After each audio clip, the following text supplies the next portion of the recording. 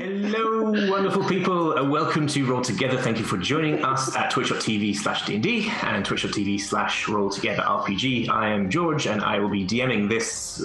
I was going to call it a clown car. That's probably not fair yet, but you didn't hear what we were doing before we started. For the next round about 3 hours. So this ship of upstanding people. How about that? So we're playing D&D. What is D&D, I hear you ask? So for the uninitiated or slightly baffled, D&D is a tabletop role-playing game. Each of us, each of the others, not me, crucially, that's very crucial, will be playing a character in a shared story and world. I, on the other hand, as the ominously titled Dungeon Master, will be playing everything else in that world. So the other characters they interact with, the places, events, scenarios that I'll be describing to them and asking how they react. They decide how to react, they decide what we're doing from there, and we all see what happens. Sometimes we will be called upon to roll dice. Most often this will be a 20-sided dice, big one for camera effect. 20 is good, 1 is bad, and everything in between kind of follows on a broad sliding scale. Oftentimes that will involve adding or subtracting a number from the die roll based on what's on their character sheets, which is kind of a summary of what they can and cannot do, what they're good at, what they're bad at. It's a sort of mechanical modeling of who this person is and how they work within the game's rules. So we'll go around and have the players introduce themselves and their characters. This is the second session, and that's we'll sort of see where things are at in our sort of nascent story. So I'm going to go around my screen, which won't necessarily be the same as everybody else's screen. If you could give your name, your pronouns if you wish, your character's pronouns if they wish, and just a brief intro, kind of what we're dealing with, starting with Nat, please. Hello, I am Nat, or Natalie. I use she, her pronouns. I am playing Valka Heartsong, who is a barbarian. She also uses she, her pronouns, and she's a lady in her later years who's come to adventuring a bit later. She used to work on a farm, and she's got 2 kids and now a grandkid of her own, but now it's her time to go out and explore the world. Marvellous, thank you. Rebecca. Hi, I'm Rebecca. I use she, her pronouns. I am playing Veracity Tallow, who also uses she, her pronouns. Veracity is a 3-foot little bundle of chaos who sets fire to things, sometimes intentionally, sometimes it just happens. I was expecting to carry on, but that's a good summation, completely. Thank you. G. Hi, I'm G. I use he, him pronouns, and I'm playing 355, who uses they, them pronouns. 355 is a 5-foot-tall warforged warlock, and was built by another keeper in Elturel, and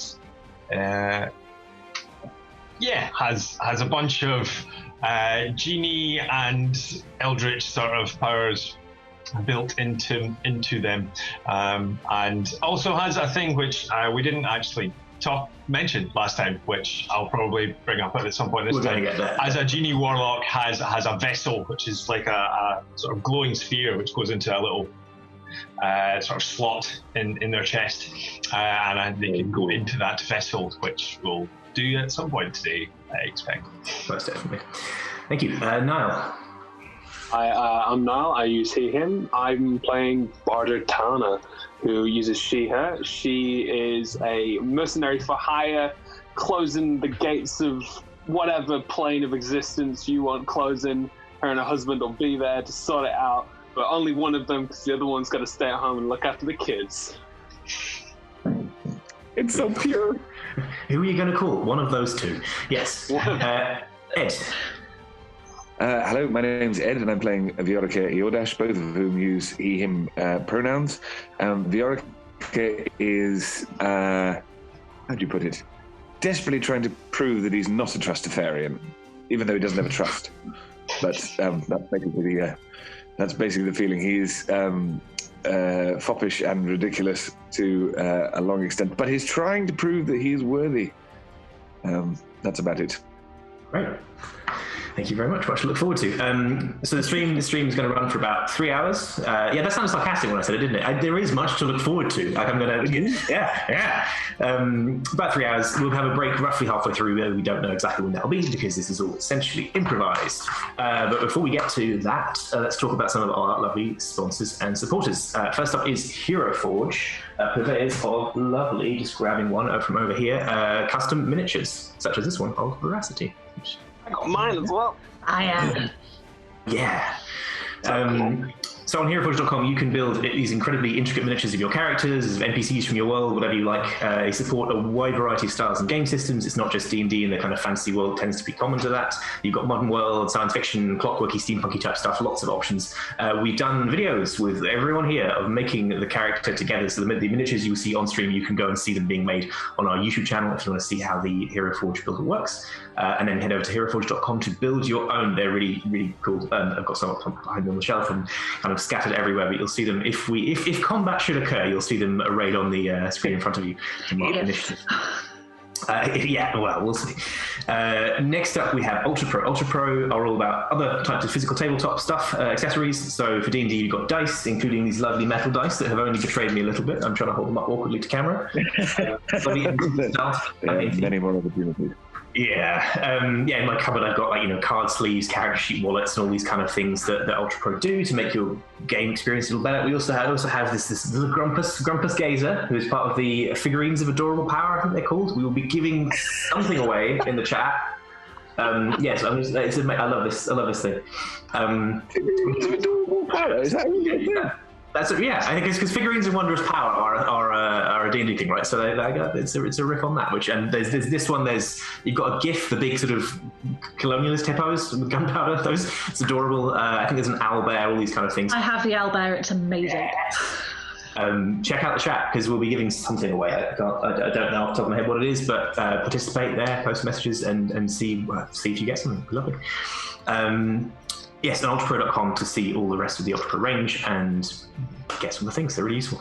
Thank you to our supporters. We have D&D Beyond, Idle Champions of the Forgotten Realms. If you're looking for a chest code, again, it's somewhere. Go hunting. Look around. It should be obvious on your screen if you're looking for that. Or you can type something in the chat. The moderator should be able to help you. Also, thank you to Level Up Dice and Zavi.com for their support. We are on social media, pretty much everywhere as Roll Together RPG. You can find us on Twitter, Instagram, YouTube, obviously here on Twitch as well. And we also have a Patreon, fairly new, launched last month, end of last year. That's patreon.com/rolltogetherrpg. Thank you to our D20 Club, those who are already supporting us there. You can join that growing club, get our newsletters, help support the show, and build up towards unlocking more tiers to support us, community Discord, all these other exciting things we have planned. So that's on patreon.com/rolltogetherrpg.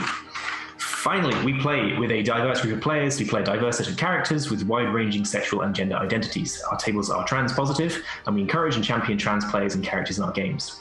The DM and players may portray characters that are of a different gender to their own, and we aim to avoid misgendering, but we do acknowledge that it does sometimes happen and have a policy in place to help people correct on pronouns. If we miss an instance of misgendering, we are open to being corrected, so please just let us know in the chat via one of our socials. Get in touch with us, however it makes sense, to let us know, and we will look to address that. And with that, we will carry on. This is episode 2 of Seekers of Elturel, Buried.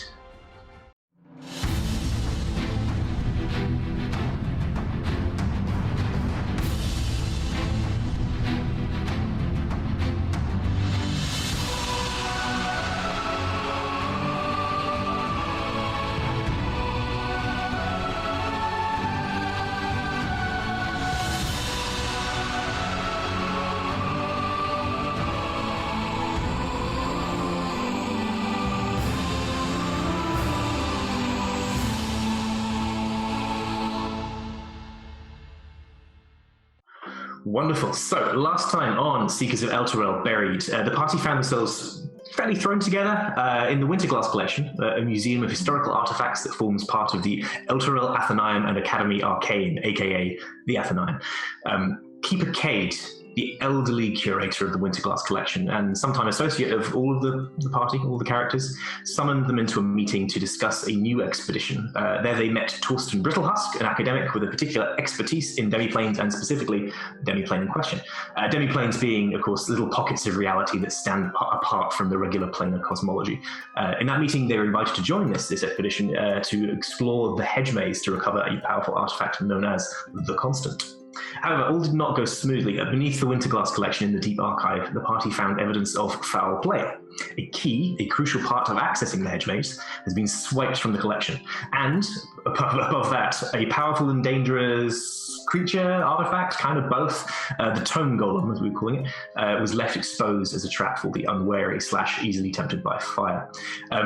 The hedge maze only becomes accessible once the party are on the clock to replace the key in time to get there in time for the convergence and complete their mission. So we return to where we left off last time, to the Athenaeum and the Winterglass collection in the Deep Archive. If you will recall, at the very end of the session, you had just finished, or you'd completed a portion of your investigations in the Deep Archive as to this missing key, and uncovered that perhaps a halfling thief was involved. That was, I believe, the read you got from the footprints. Really? Oh, okay. Yes. Oh, yes. Sorry. I'm pleased to see other players nodding and not have been like, I just, no, they did. Yeah, they did get that. Hold on. Good investigation, everyone. Yeah, that was top work. The Oracle was supervising. Yeah. Rory, the Archive Golem, had come down to inform you that Cade had made some arrangements for you to head towards Baldur's Gate. So we'll pick up right from there. So just as reminder, Rory is the sort of the Archive Golem, who's somewhere between a Warforged and Golem, a mechanical person. Rory is gender fluid and uses any pronouns, find any pronouns. So yes, we'll pick up from there. You were all gathered together in this to sort of set the scene of the Deep Archive. I think the description I used last time holds true, which is just think of that room from Indiana Jones and the Raiders of the Lost Ark with all the boxes in the world. It's a giant warehouse underneath the Athenaeum in Elturel, full of stuff that's very carefully labelled and organised in some sort of. It's very neatly arranged, but if there's you don't fully grasp the organisation system at work here, although apparently there is one. You're standing tucked in the middle of one of these aisles where you'd investigated the removal of the key and tracked back to this. Are all of us in the same place? Because we went off to two different places. I believe you had reconvened by this point, because following the tracks led you back around to the other, the two places, this Tome Golem, which had been unpacked and moved, and the key, which had been removed from its rightful spot, although the box left empty. So you'd come back to there. Okay. Didn't we have someone dive in to say that the boat that was taking us to Baldur's Gate was here and ready? This was Rory, and it was more that the boat, the passage has been booked. It was less it's immediate, but it's more like, yes, report back to Keeper Cade for further instruction. Fine. Okay. Looks like we better go. Right, I suppose so. Yeah. Do we sure we can figure nothing out whilst we're here? Nothing more? Well, Hard to say. now I'm trying to remember if this was something that Nat heard or whether Valka heard as well. But was there not a plan mentioned about trying to hire a halfling thief? Oh. That was an idea before we found out that we had to go Right, to okay. Baldur's Gate. If we had more time, that's something we would do. Well, that was my question about also whether George just said that the boat was booked, but not. I was under the impression that it was like, right, the boat's here, let's go. But Rory's tone might give that impression, but you've not explicitly been told that. It's more like plans have been made. Yes. Come on, guys, better go. Yes. Get moving. Okay. See when we're not wanted. Yeah. Bardur's gonna head for the door to Keeper Cade's room. 355 would accompany. Mm-hmm. And Viorica is going to try and go out last and do a sort of like swoop around and look just to make sure that he's not missing anything. He's not expecting to see anything, but he wants to try and be the last person. Sure. I mean, absolutely. But make a perception roll, please. That'd be lovely. Yeah, that's what I'm thinking. I'm kind of trying to get this out of the way because his perception is not good. 13. 15's not bad. You don't spot anything that you were not already aware of, in the sense of this place is very orderly, and you can clearly see the two disruptions to the pattern, which are the two sites that you've identified as the locations of where these two objects were. Rory, as you leave, is starting to sort of like take in. I guess actually there are those two sites of disruption and all of the other disruption from the battle last time, which took place down here, where the Tone Golem / all of you did some creative rearrangement of the space, just incidentally. Break anything, did we? Oh no, I don't think so. Well, you broke open a box, but no, the actual damage was surprisingly contained, which is good in the circumstances. We didn't climb all over his stuff. Like, all right, yeah. Everything's mostly stayed where it should be, as far as you're concerned. So you leave Rory contemplating the tidying up that will be required, and there seems to be a mixture of annoyance and delight. There's like a combination of those two things where it's like, oh, what a lot of work to do, what a shame. You don't catch anything salient that you weren't already aware of. I think as she heads out the door, Valka kind of pats Rory on the shoulder and is just like, don't worry, love, we'll sort it out for you. We'll figure this out. No, you yes, you go and sort that bit out. Yes, find out who got in here and tell me so I can add them to the list.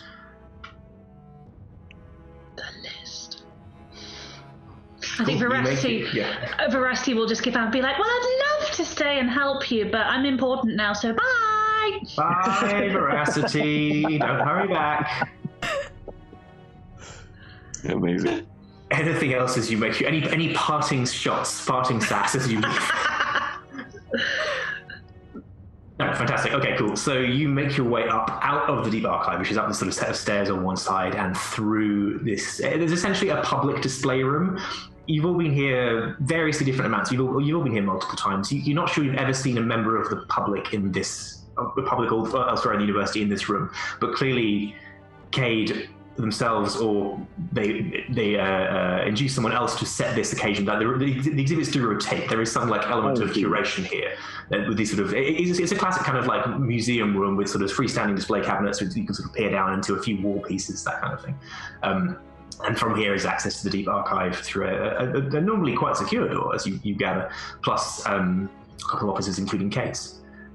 You pass back through, unless you're hesitating any form, we can take you through Cade's office. Smash a glass and take all the items. Yeah. Ready. Fantastic. Cool. So this was the room. This is Cade's office, which, reminder, is kind of like organized academic clutter central. Like it had been tidied since.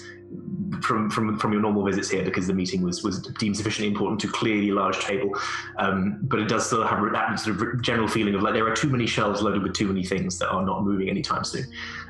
Cade is at their desk. There's no sign of Torsten, the academic who was sort of conducting the meeting with you. Good. Is everything? Did you learn anything new? Maybe. We think it was a halfling.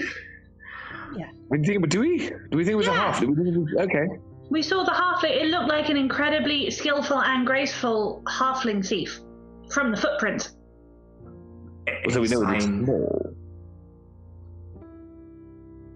That's true. Yeah, you know they're small, definitely. I think someone rolled a spectacular investigation check. It was really hard. You could conceivably be a large gnome or some other similar species of person who is this side, but like from the roll, you were pretty squarely clued in on halfling as a likely thing, unless they have halfling spoofing footprints. And as well, from the looks of things, when Baldur and Veracity, you were tracking the footprints, they were quite up high on top of all the shelves. So this person was very nimble. Yes. Did you identify any points of ingress or egress? Did we? I'm sorry. Over, in, or out? Oh, right. No, we didn't. They seemed to just disappear on top of the firebook box, didn't they? Yes. Yeah. I see. This is troubling. I will have to look further into this to see how the archive was compromised, but we are a little short on time, as I'm sure you are aware. You know, well, that's all. I will investigate my security while you are trying to chase down. But as you recall, we need a key to get into the hedge maze. It is not enough to go to the place. It requires a small number of keys. I believe, located an alternate. It is held by a private collector in Baldur's Gate. As Torsten suggested last time, I have a contact who has brokered a meeting. There's not a lot of time to dig into the specifics and to sort of prepare this, but they have asked for a reasonable price, and I am prepared to pay it. If you are willing to travel to Baldur's Gate, you can make the exchange and return here while we make the preparations for the rest of the expedition. Okay. Is that I'm willing. Pay? Sorry, Ed, what did you say? Sorry, I just said I am willing. Okay, yes. No? Yeah. Is that extra pay? If that would make it easier, then yes. But I was prepared to pay sort of all inclusive for this service. I think that should be plenty. Just like to know. That's all. Yes. That Well, I sounds have. like a goodly amount, and I don't think I've ever been to Baldur's Gate before, so I'm quite excited to see a city. It's a lovely, lovely place, dear lady, who will find it very diverting. Well, if we have any time, you'll have to show me the best sights. Well, some of them are burnt down, but we will be able to. Regrettably, you may not have much time for sightseeing, but I'm sure if you are amenable to the city, I can arrange a trip there upon your return. That's lovely of you, thank you. The ship, it should be in the harbour by now. They will leave at midday, at noon.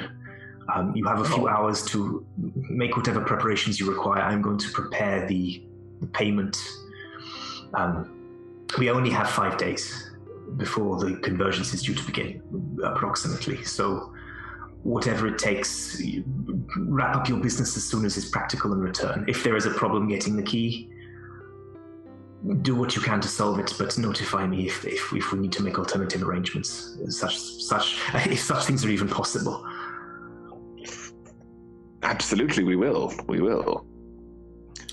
Excellent. If you would like messages sent to your families, I can arrange that. Or alternatively, if distances permit, for them to come here so that they can meet you before you depart for the expedition proper. Yes, Viorica. Sorry, Viorica isn't putting up his hand. It's Ed putting up his hand. Yeah. It's the thing of how many people have message? If that's not a slightly meta question. Sending or message? Message is what I think I mean. Yeah, the cantrip. Yeah, message. Do we have a way? Okay, so do we have a way therefore of? No, so it's just you and me. So we can radio walkie-talkie, as it were, but nobody else can. I feel like this is probably quite a good thing to know. Does a message let you whisper reply? I can't remember. You can reply. But you have to, yeah. I think it's on similar terms. But to initiate it, you have to be the... And so we can both initiate it, but other people can reply to us. Oh, no, maybe not. Maybe I'm wrong. You can reply to message. Yeah. Can you? So, sending, you definitely can. Oh, yeah, there it is. It's right in front of me. In the Target second can clause. reply. I wasn't reading. Yeah, there you go. So, yes, you require the spell to initiate it, but yeah, you can as long as one of you two are driving, you can walkie-talkie. That's fine. That's cool. Okay. Yes, the other thing I wanted to know, and this will be Viorica talking. How the hell am I going to put this? Do we know the person to whom we will be applying for this meeting? I have not been informed of the name of the actual collector, but I'm going through a third-party broker. Right. But we do know where we're going. Yes, they will meet you at the docks. They should have the name of the ship. They will meet you there. They have all the details of the meeting. They are facilitating it. Right. And how will we know who they are? They will approach you.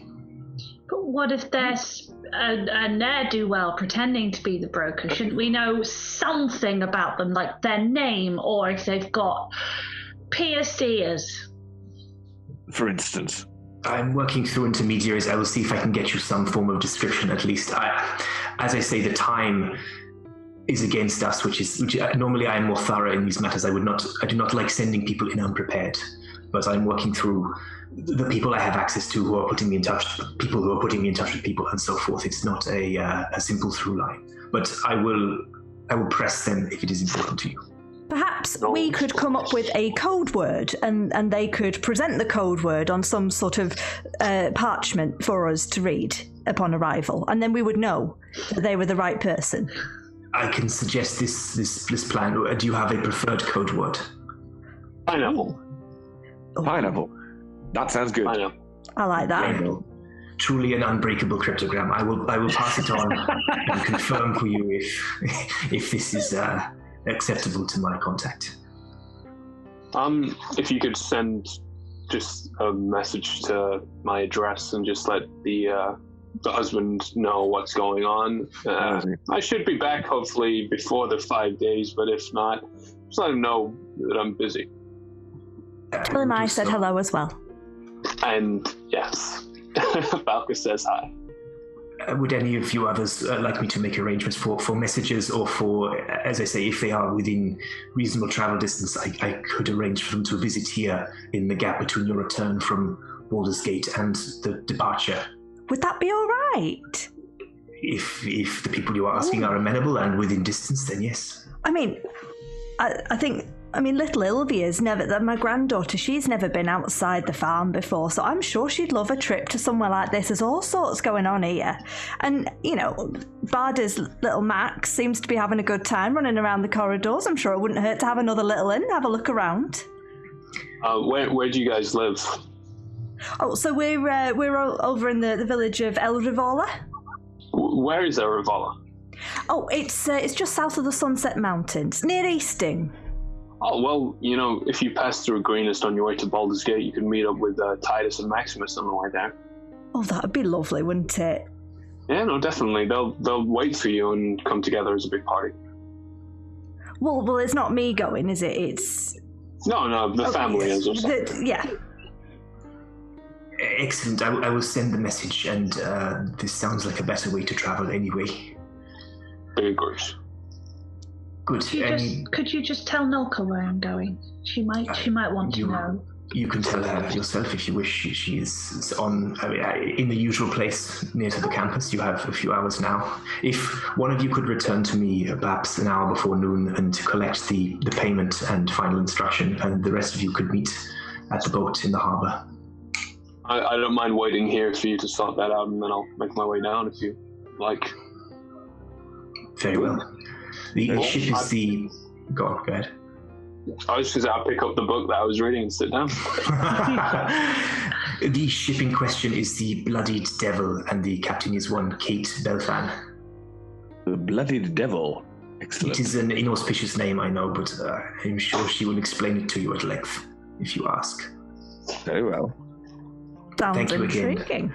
In the meantime, Torsten is off making arrangements for the expedition proper. We should have had plenty of time, but now things are rather constrained, so he's seen to supplies and equipment for the journey to the resonance site and then into the hedge maze, but you know where to find me. I have very little to pack for Baldur's Gate, so can I be doing anything to help while we wait?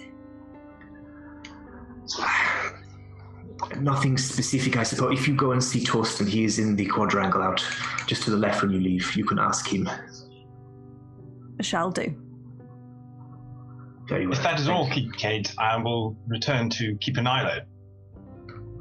Yes, I'm sure you will, 355. Thank you for your assistance in this matter. You're welcome. Thank you, everyone. Departmental collaboration, as you know, is very important to me. Certainly. Everyone, I shall see you at the ship. Good day. Can I insight check that about Keeper Kate? Which would be the cross-departmental collaboration. Yes, please.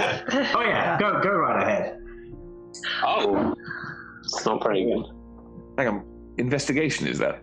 Insight. Insight. It's a 15. 13. I had a 17 there. All right. So far, all of these are enough to protect. Eddie, you rolling one as well? Yeah, 14. 14. Yeah. Keeper Kate is not given to a high range of emotional affect in their speech, but definitely there was sarcasm. It was certainly irony. It was not sarcastic in tone, but it was ironic in intent. Fine. It did not disguise it very well at all. They were trying to. They did. They don't mean to be acerbic in that way, but they failed to hide it convincingly. Fine. Okay. Cool. Cool. I'm just peering over a book like. I think Valka probably would have been done a very bad job of hiding her reaction, so she probably would have been like, oh.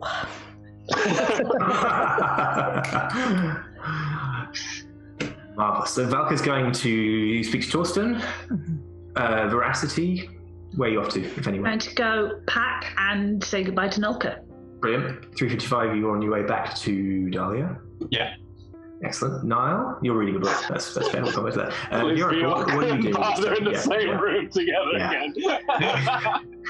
I think I was just going to say, Viorica obviously wants to go off and do something else, but doesn't have anybody to go and he doesn't have anything to pack or anyone to say goodbye to. So he's going to sort of go out and like wander around for a bit. If I spot this, can I go, you can come with me and meet Nulka if you've got nothing else to do.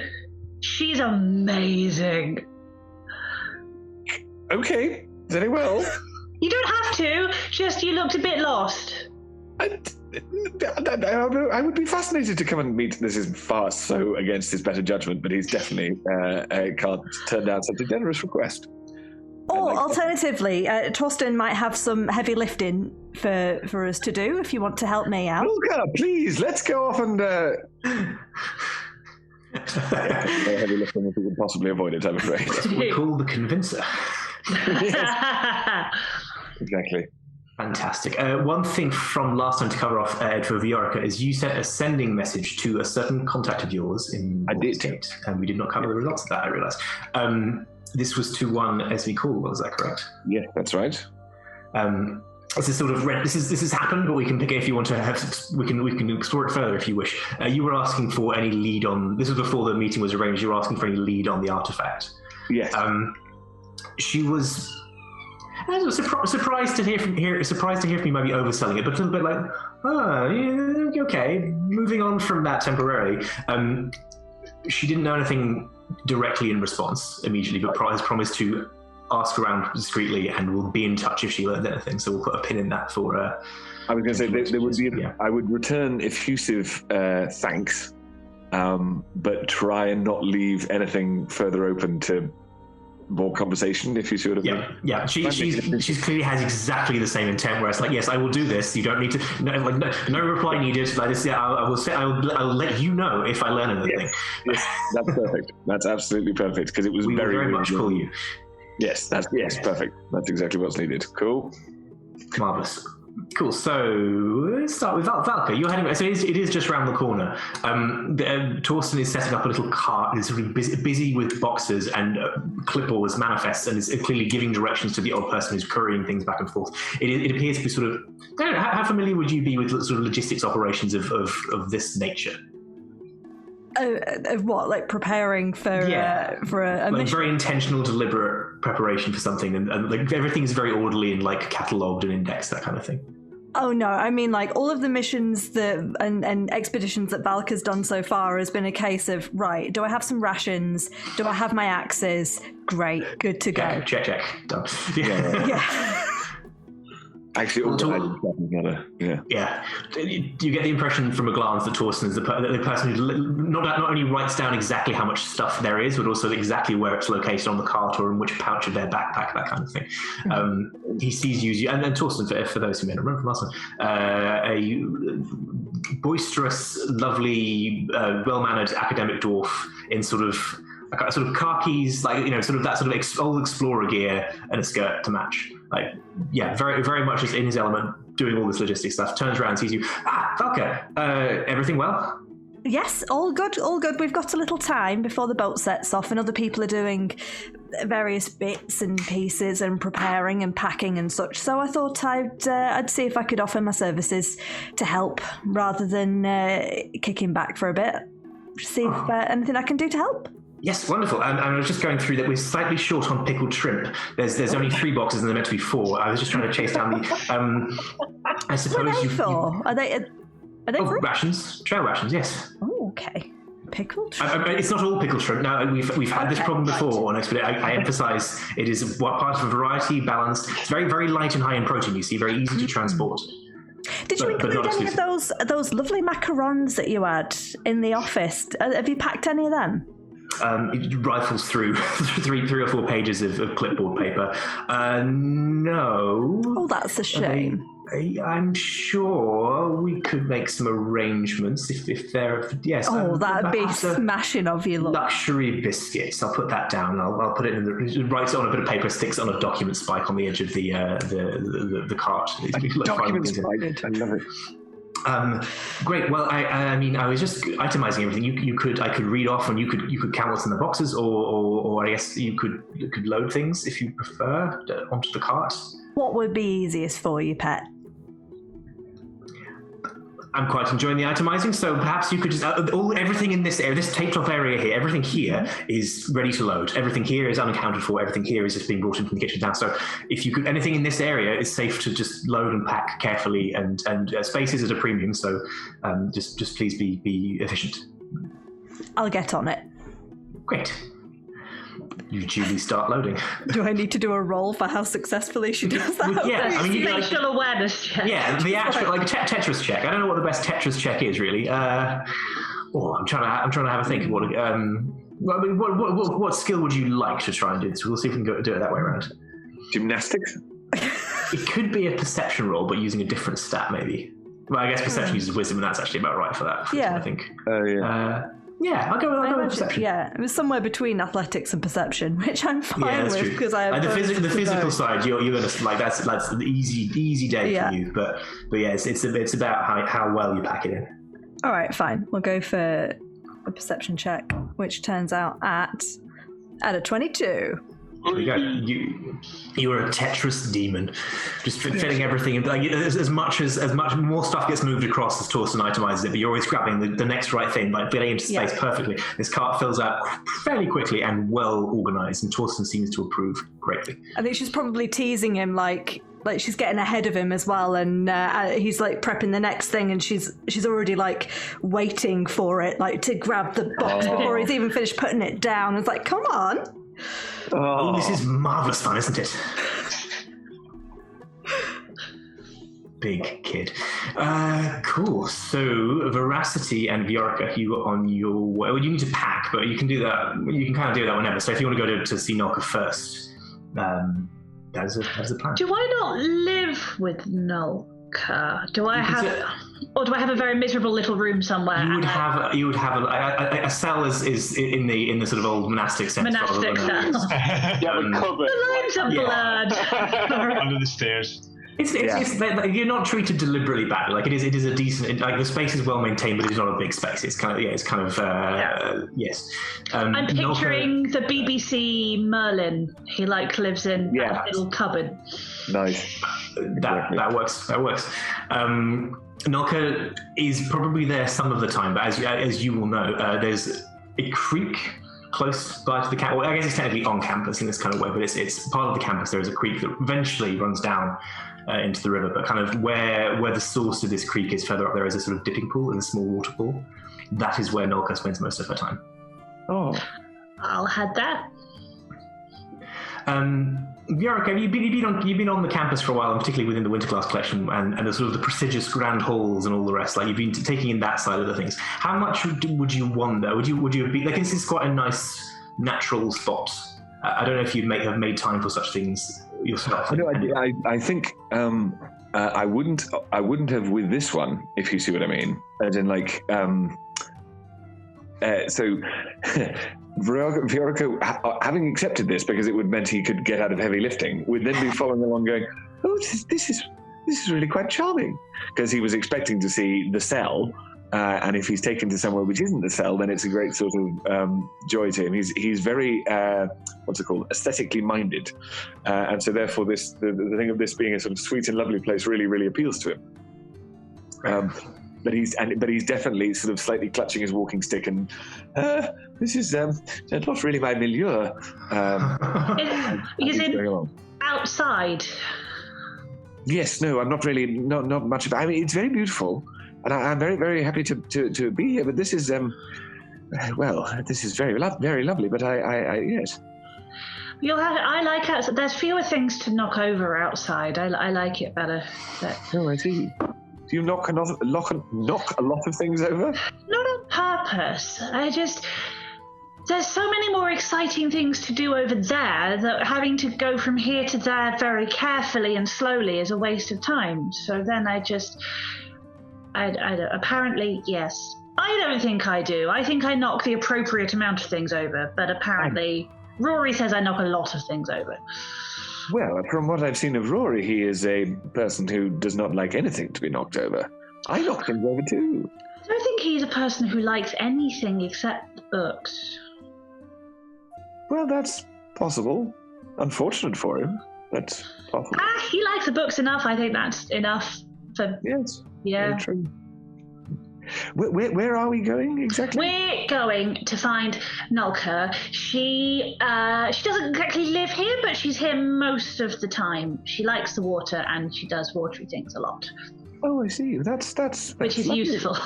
Yes. No. Very.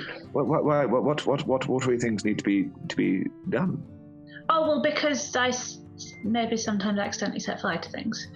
Oh, I see. So you're a very useful person for you. Yes. Yeah, she's the best. Fine. I'm fascinated to meet this Nulka. She is just the nicest. You are going to love her. Right. Are you wearing nice shoes, Viorica? It's not money or anything like that, but it's definitely like, are they up to a walk in the park kind of territory? Or are they? No, they definitely are. No, he is now. He would always used to wear, stingray skin David heels or something like that, but he doesn't do that anymore. He's now got a pair of very. He likes to think quite stylish, but very what's the word? Workaday boots. Right, so yeah, he's absolutely fascinated to do that. But at the same time, when he squelches in something, he does go.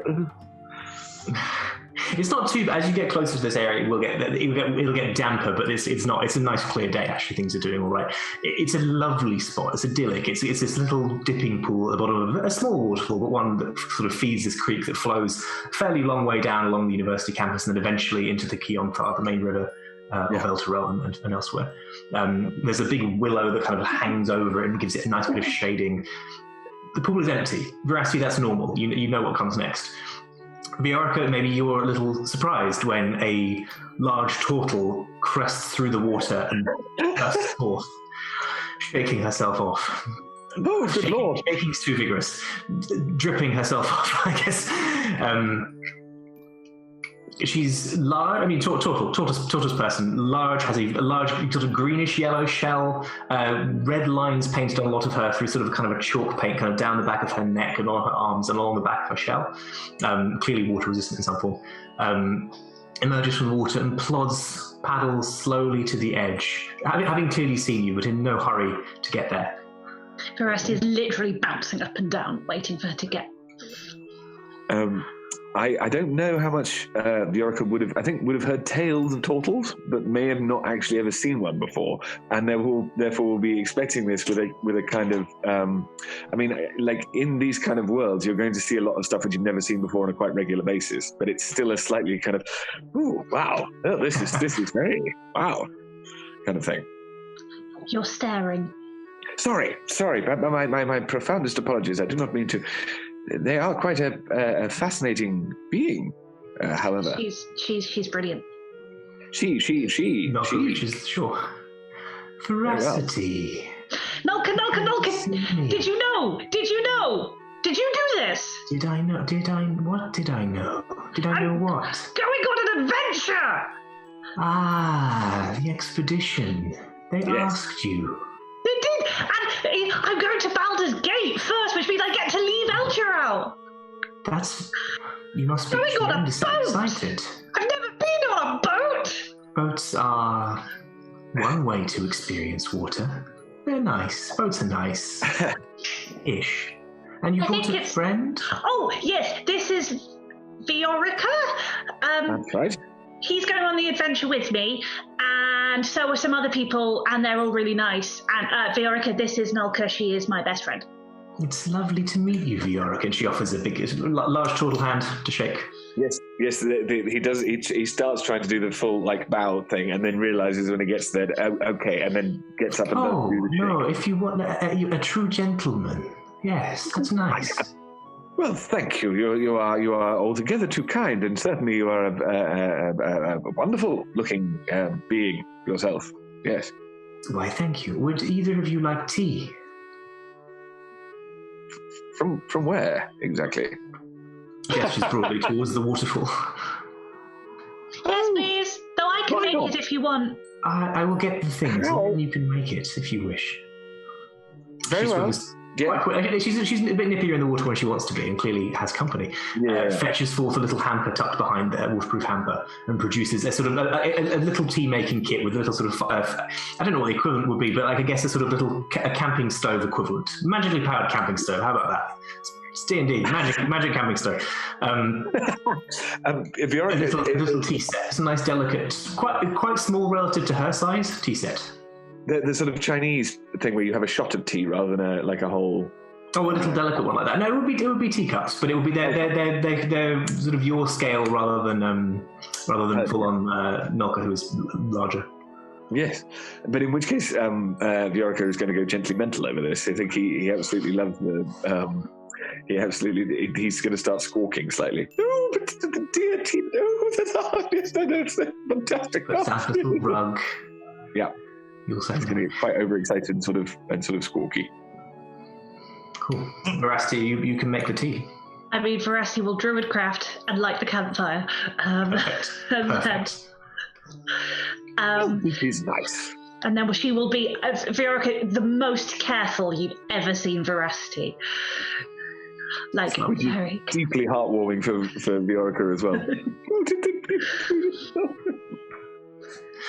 Nolka will patiently wait until tea is poured before commencing any further form of actual conversation. But I mean, pleasantry, small talk, much the same.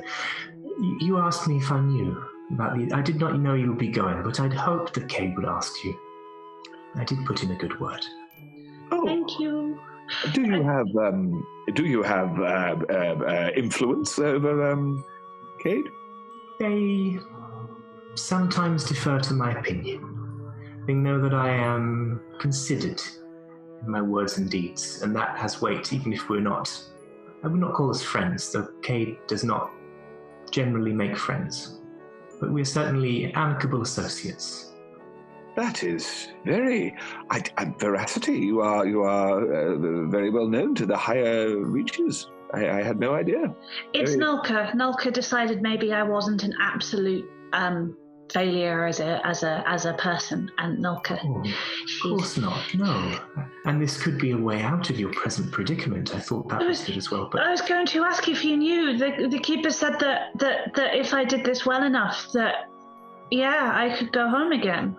I didn't know, but I'd hoped. I had intuited that it seemed a matter of some importance, and if you were involved, it might buy you some leverage. But do not thank me too vehemently. This is the easy bit. Getting you on the expedition was not a great difficulty. It'll be what comes after. I think I'll be all right. I mean, Keeper Cade said that actually someone who can just certify things not carefully would be quite a useful person to have. And then the other four are so nice, and all of them just automatically have decided that they're on my side and were mean to Rory when he was mean to me. So I think it's going to be good. One tiny thing.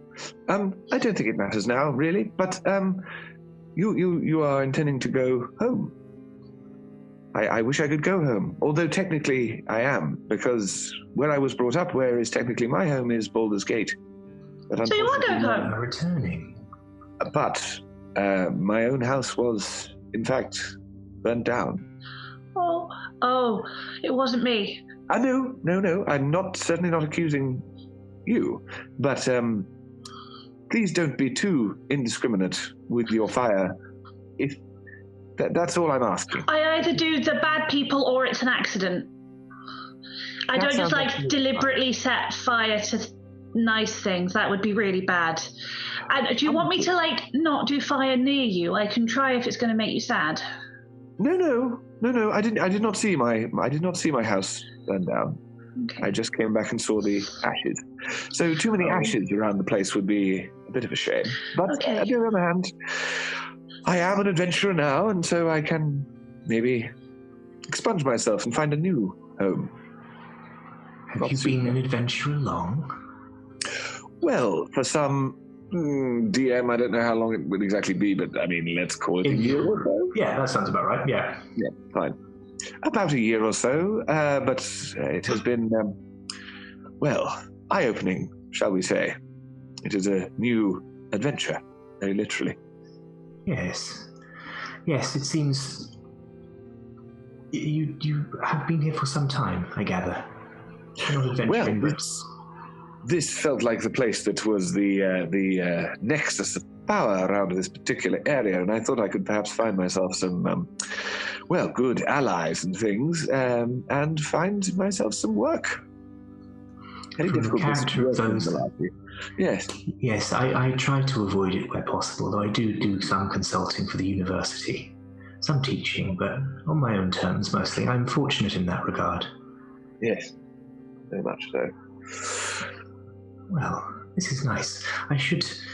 Veracity, you must take care, of course. I think you are...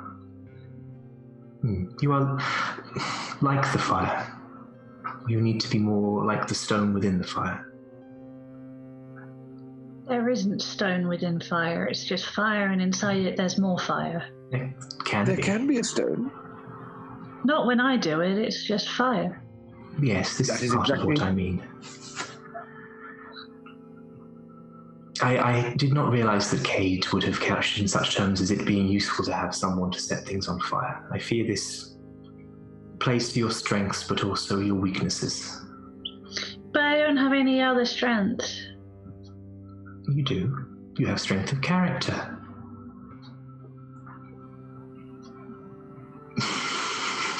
Just politely waits for someone to pick them up. Yeah, absolutely. Wonderful strength of character from what I've seen. Yes, it seems you've been taken in by a group of nice people who see you for what you are. A good person. Yes, 100%. Even if your destructive tendencies are a factor in your being brought into this expedition, do not let that define you, please. It is all I seek. Yes. So I should set things on fire, but not just set things on fire. If that is a helpful heuristic for you, then yes. Yes.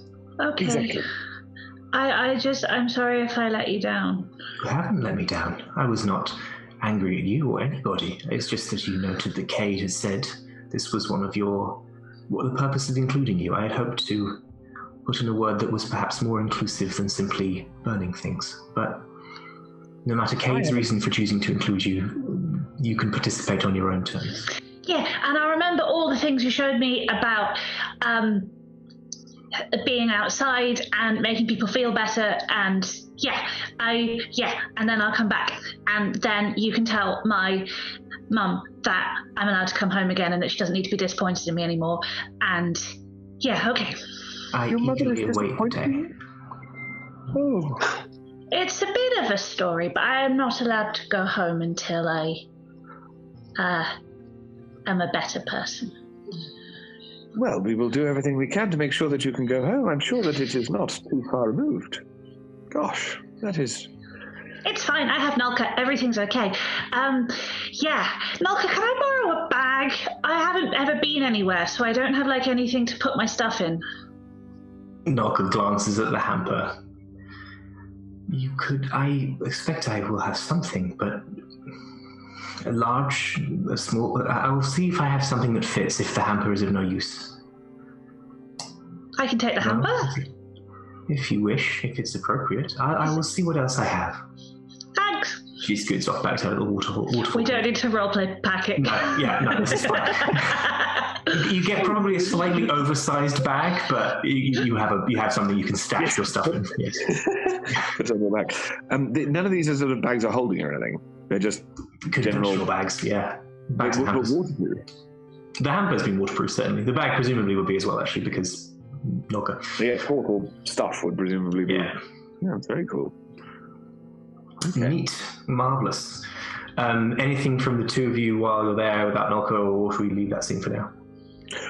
Only that I think, well, I mean, this is as much for your information as anything. I think Viorica has been charmed enough that he does want to help you out with, like, making your mother feel better about you. Definitely. Yay. Very good. So, I mean, I think Veracity will, the conversation finished, Baggot will fling herself at Nolka for an enormous hug, and then skip off to pack her very small bag of things. Viorica, you can come and we can chat, or we can go separate ways and I'll meet you at the docks. Oh, no. I think I'm going to come along and chat. I don't think Viorica can get out of this now. I think he's going to get very, what's the word? Invested. No. It's kind of the opposite way around. Once he realizes, like, having had this charming thing with the tea by the waterfall, that was all gorgeous. But then the conversation slightly runs out from about halfway through the packing. And by the end of it, he's going, yes, good. No, let's have that as well. Go on, please. Right. Let's get out of here, shall we? Let's get out of here. It's that kind of. I think Veracity's just been going, isn't she amazing? And she does this, and she does this, and she's so nice, and there's this thing, and you know that thing. So it's just a good, right. Okay. Yes, fine. That's how it gets towards the end. Oh, okay. Adorably. 3:55. Yeah. You were heading back to Dahlia. Mm-hmm. Last session, you met her in her office, which was very much as she is herself most of the time, very like everything in its place, everything aligned, everything is exactly where it should be. This time, when you come to find her, she's in her workshop next door, which is a chaos fest. It is grease everywhere. It is tools left lying. Like, again, she knows what everything is, but it is manifest chaos, and she similarly is completely disheveled, as she tends to be when she's in there. You come through the door of the workshop. She's tinkering with something on the bench, mechanical thing, often is. Keep an eye though. 3:55. How was the meeting? Eventful. It would appear that the key that Keeper Cade has been stolen. There is another that he wishes us to retrieve from one of a contact in Baldur's Gate. Still tinkering with the thing at the same time. That is it? Do you, in your estimation, will this jeopardize the mission? I don't believe so. If we can, it is difficult to tell whether it would be quicker to retrieve the stolen key or procure this alternative, but without any leads for the retrieval of the stolen item, I believe Baldur's Gate may be our best option. Something in her hand that she's tinkering with goes clunk, and a jet of oil sprays out at one wall. She lets out a stream of curses and invective that you're almost definitely not startled by this because you're used to this. But when she's in her workshop, she has the swearing creativity of any number of professions that are definitely not her normally. She takes a breath. Well, that's something, I suppose. What do you know about the excursion to Baldur's Gate? Or what do you know about the thief? Who could break into... Trust me, I've tried. Cade's archive is generally very secure. We could not ascertain how the thief gained access to the warehouse, but we did find some tracks. They appear to be someone small, perhaps a halfling or a large gnome, but... They set down the thing they were on. They wipe their hands on their nice dress. If you do figure out how someone got in, document it as thoroughly as you can and don't report it to anybody. That might be useful if Kate doesn't know. Yes, this... Sorry, me question. How long do we have? A few hours. Not masses of time. Yeah, you've got time. You're not like massively rushed for anything constrained in that period. Yeah. I could go and have another look at the warehouse on my own now.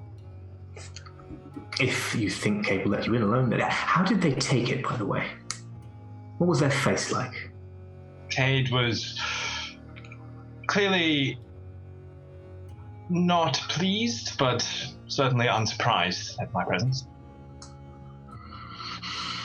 Yes, that tracks. I was hoping for a little more satisfaction to ring out at that moment, but no matter. Yes, if you could take a look, see if you can figure anything out. It's secondary to the main mission, of course. This is just gravy. But if there is some security flaw in the archive, that's marvelous. I shall go presently. Great. Anything else? Not currently. Great. Report back. She goes back. Nods and walks out. Starts pumping the oil out of this thing, and that's as you leave her. You returning back across campus? Yeah. Cool. Yeah, I mean, you can wander freely. You're able to wander into the Winter Class Collection public room. You can, if you wish, descend back into the archive. It's not being locked up, or whatever thing secures it normally is not letting you in. Mm-hmm. Yeah, from the staircase, okay. You can observe Rory still clearing out. He's made good progress clearing up. There's still some work to do reorganizing. Rory's Good morning, Rory. I have returned to take another look at the warehouse. There you have. See if we can ascertain how the thief gained access. Have you seen anything since we left that might indicate anything? No, I've mostly been staring at broken boxes, misaligned boxes, misfiled boxes. It's a mess. So I see. I shall detain you no further. Them upstairs send you back down? Yes, the keepers would like to know how someone got into the warehouse. It's on the edge of a deception roll, but make some kind of deception or persuasion roll to keep that faith. Oh, god damn it, that's a natural one. Oh. You start sparking furiously from the ears.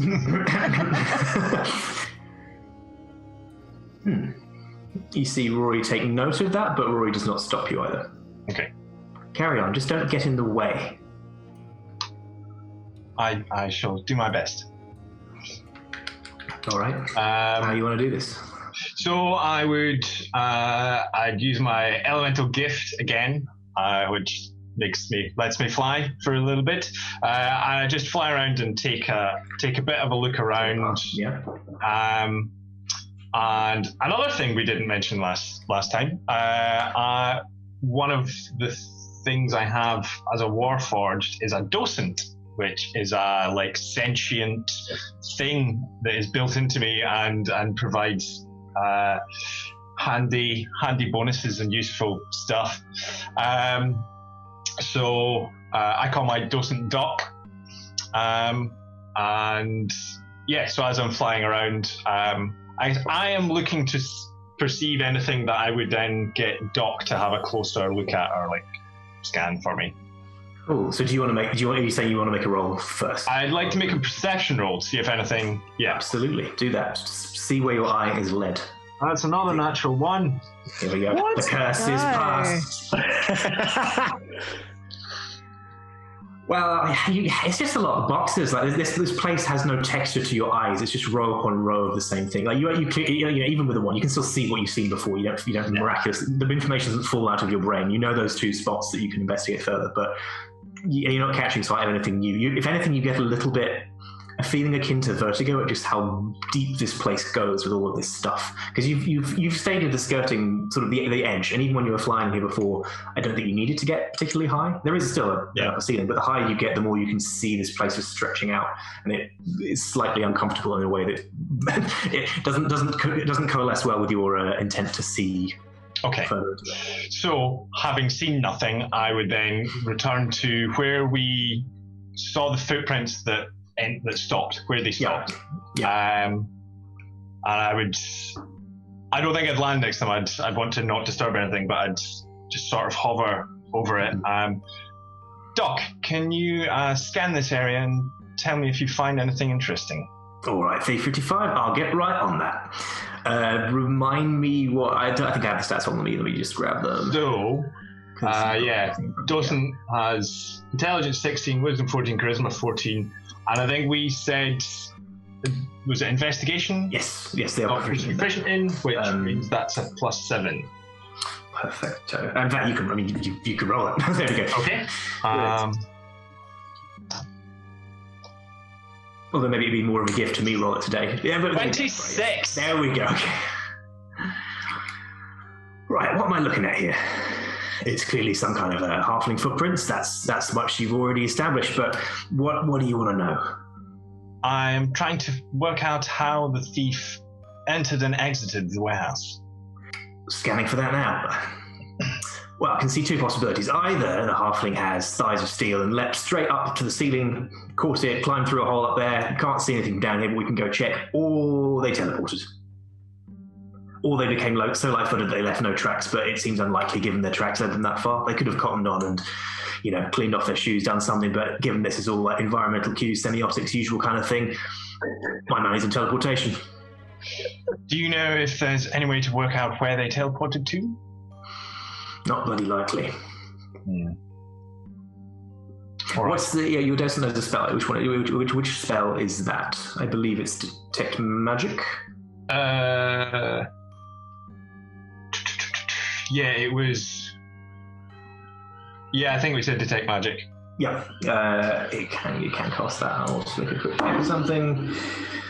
I'm not picking up any residual. Well, I'm picking up a lot of residual magical energy because this place is a minefield of it. But I'm not picking up anything that would let me track a teleport. It'd be hard anyway, and with all this background noise, it's not happening. Sorry, Squire. Can you at least tell if it was indeed teleportation?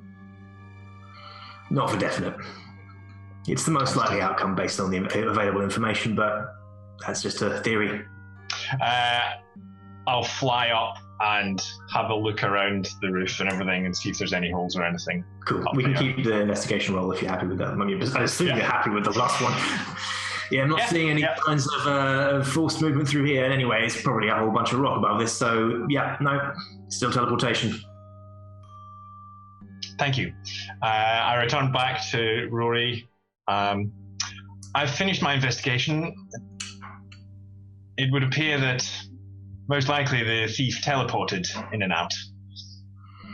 I don't know if that helps you or not, but... This place is supposed to be warded. It's quite heavily warded against us, exactly that kind of thing. So how someone could punch through that is beyond me.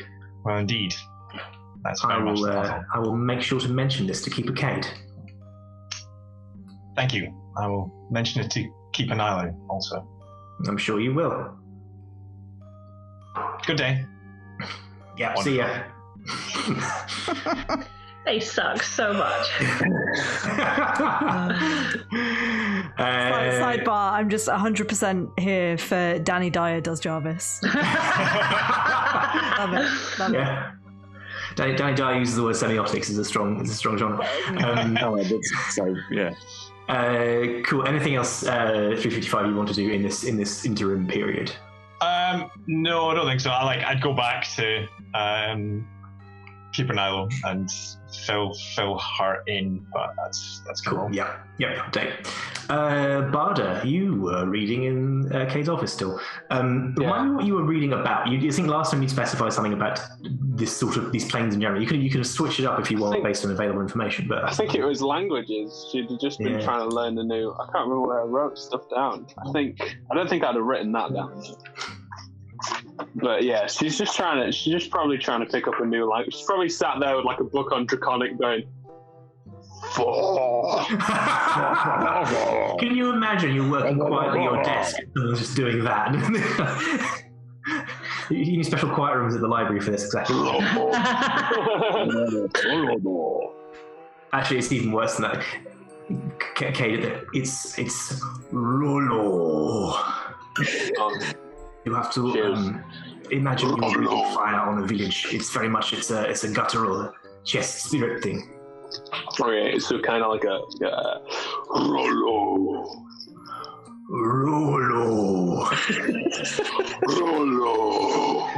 This continues for some time. And then just occasionally in the finishing off those macaroons. Yes, marvelous. Cool. If you can make a roll of some kind, let's just have probably a straight intelligence roll. I'll give you advantage on the fact that technically Kate is helping you. That's a natural 20. Oh, it's all now. Yeah, tell me good. I mean, you're not just going to snap your fingers and learn it, but you're going to pick up. I mean, you can make a note somewhere. Somewhere here. Yeah, I can definitely see that. That's my eyes. Sorry. Yeah, you can make a note. You've got a rough grounding in Draconic. You know the alphabet, for example. You've got the basics. You're not. In grand terms, you made some progress towards learning the language of that. Got the alphabet.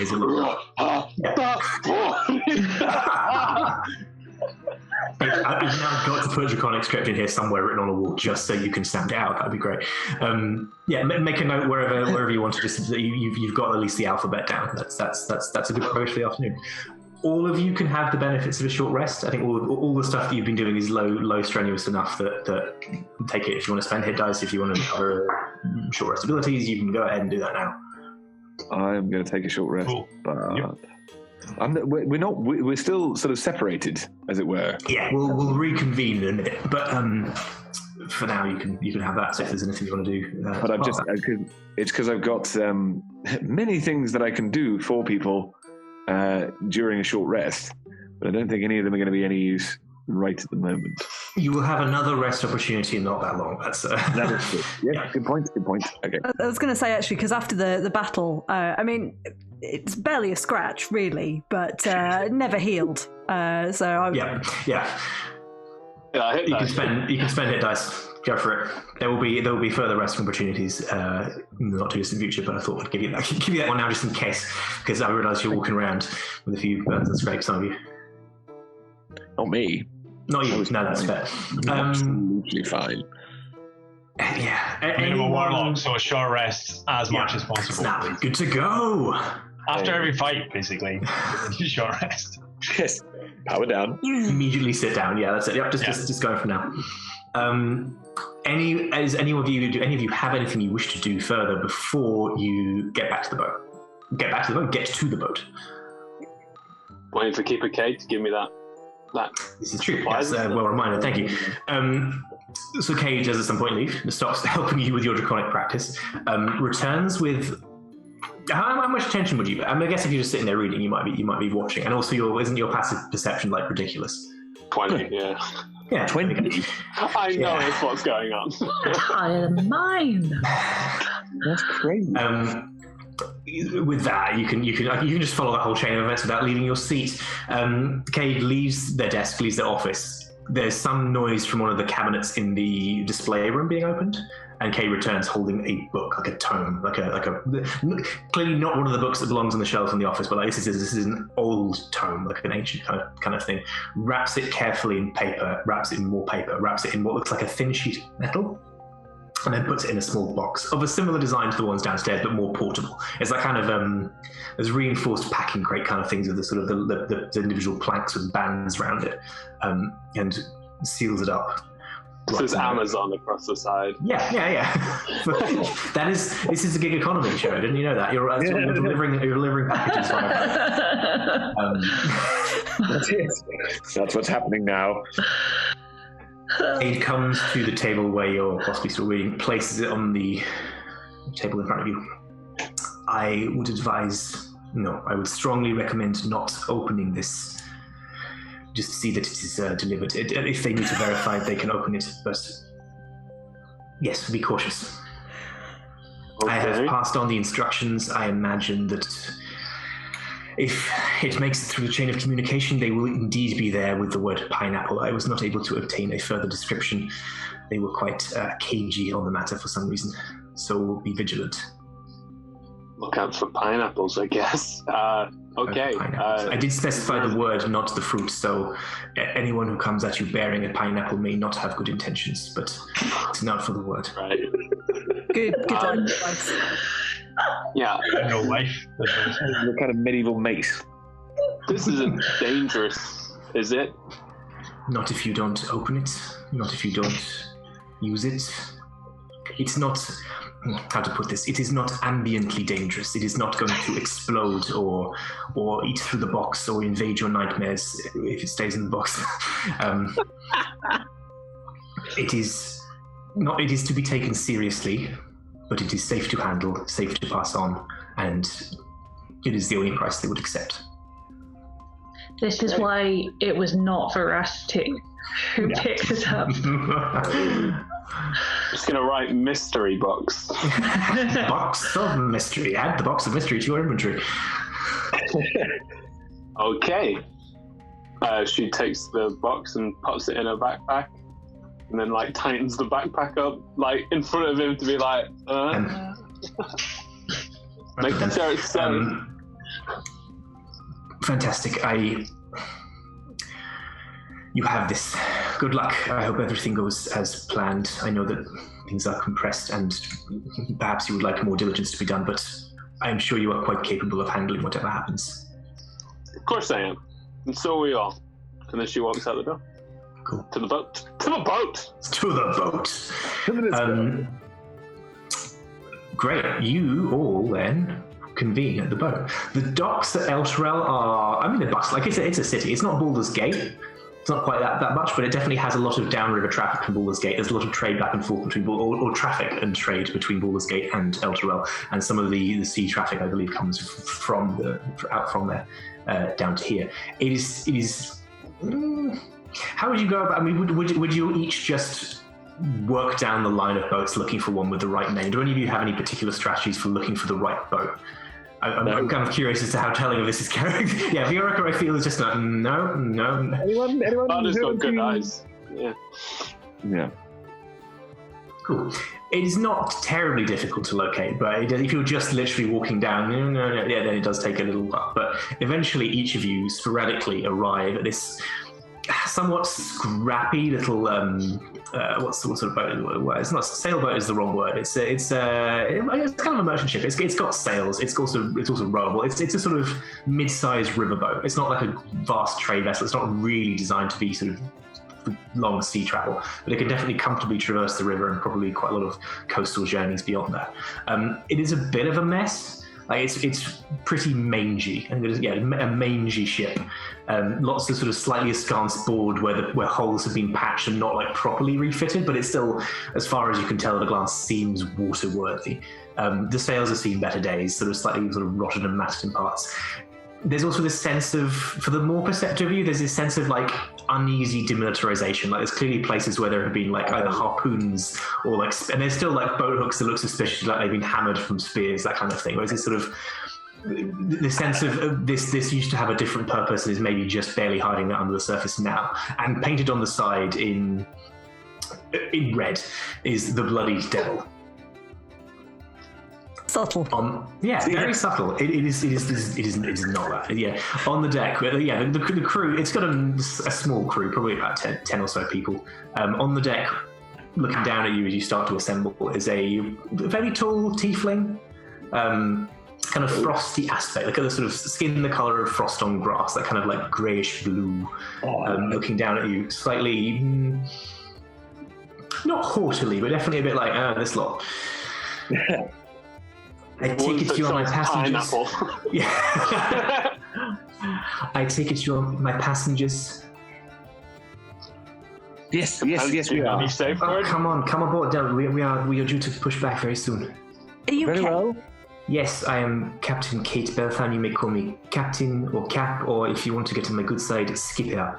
Oh, lovely to meet you, Skipper. And she offers a big firm handshake. Eyes you up a little bit. Yeah, shakes your hand. It's attempts to exchange a firm exchange of grips. Okay. With everyone? With anyone who offers. She's not. Kate is not offering handshakes, but is definitely will reciprocate where they're given. Okay. Yeah. There's definitely an element of like that. Copy. There's that slightly showy, the slightly too hard grip. Not like causing pain, but definitely like trying to assert some small level of dominance. Yes. Okay. please. Valka would definitely have been like, oh, nice. And kind of gripped back and like pumped the arm a bit and then kind of trotted off onto the ship merrily. Yeah, Baldur had a similar reaction. Like she's got a strong grip. Probably not as strong as, certainly not Valka. I don't know about the others of you as well, and Barda, but yeah. I know. I think the bones in Viorka's hand get crunched. Yes. Yeah, she'll stop short of causing actual pain, but definitely there's that slight element of like, oh, okay, I know, yeah. So you're the soft one, are you? Yes, that's definitely what comes across. She barks some orders in Infernal, I think, and the gangplank is hauled back, and ropes start to be hauled. The ship is getting ready to push back. If that's the right, that's cast off. That's the word. Push back is planes. Cast off is definitely yes. Cast push off. Back is a different. Yes. That's planes. Planes push back. That's what they do. Oh, do they? Yeah. Before we cast off, we never actually got the safe word. Safe word? What's safe word? That's for the other end. That's for the person meeting us in Baldur's Gate. You had the captain's name. You're welcome to make that confusion in character if you want, but I feel like... I feel like Barda's like... Bar doesn't want it. This is the safe word, right? It was everybody not meant to know the safe word? Yes, well, I would say make yourselves comfortable, but it's not that kind of boat. Ship. Sit if you wish, stand if you wish, just try not to get in the way. She moves up and takes the helm. Yes. Are we is the whole ship crewed by tieflings? No, they all seem to understand. I mean, if any of you speak Infernal, she's just giving boatfully orders in that language. They all seem to understand it, or certainly they know the words for what the orders mean, but they're not tieflings. It's a motley, literally a motley crew of... I do speak Infernal. Oh yeah, amazing. I'm not going to attempt to replicate it. It's very much cast off. It's the workaday like brusque, and it comes across as extra brusque because it's an Infernal. It's a good language for giving boat orders. Yeah. And yes, unless any of you have any objections, the boat is cast away and starts making its way, navigating the awkward bit of traffic in Elturel Harbour and then up downriver, up the Kionfar. I think just because it's in her nature to be practical and hands-on, and there's a job that needs doing, let's do it then. I think Balka probably takes a few minutes to realise that it's not her job to help out on the boat, and she's probably tried to oh right, do we need to can I grab this rope? No, okay. And then she's probably kind of stood there looking a bit lost at what to do. Oh. Baldur will go over and take you over to the side and be like, hey, have you ever been sailing before? Not a rowboat, where there's things for everyone on board to do. I've never been a passenger. Well, part of being a passenger is getting back to sit back and relax and enjoy yourself. So maybe it's something you should try. Well, I suppose so. That seems very, very indulgent, doesn't it? I mean, there's plenty to be done here. Are we sure that they don't need a hand? Pretty sure. They've got this. Okay. Ed? Yeah. If Viorica has found or can find a hammock, he will be splayed now in it and relaxing as hard as he can as a sort of example. Yeah. There's probably one hammock on the deck. Yeah. Carry on. Barry is just at the side of the boat that is closest to the departing Elturel, looking quite shell-shocked and quite green around the gills. I think 355 would go over to Brassy. I believe I understand how you might feel leaving that place. I've left very few times, and suddenly this will be my longest trip away from the keep. I thought I really hated it and I wanted to leave, and now I've left and it's really scary. And is the floor meant to be doing this? Yes, this vehicle is supported on the water, so it's not exactly stable. But it is safe, and we will be returning very shortly. And you coped. You left and came back and left again, and you're okay. So Yes. As I said, I've never been as far away as Baldur's Gate or to anywhere with as many people, but it's part of exploring the world and adventuring, as they say.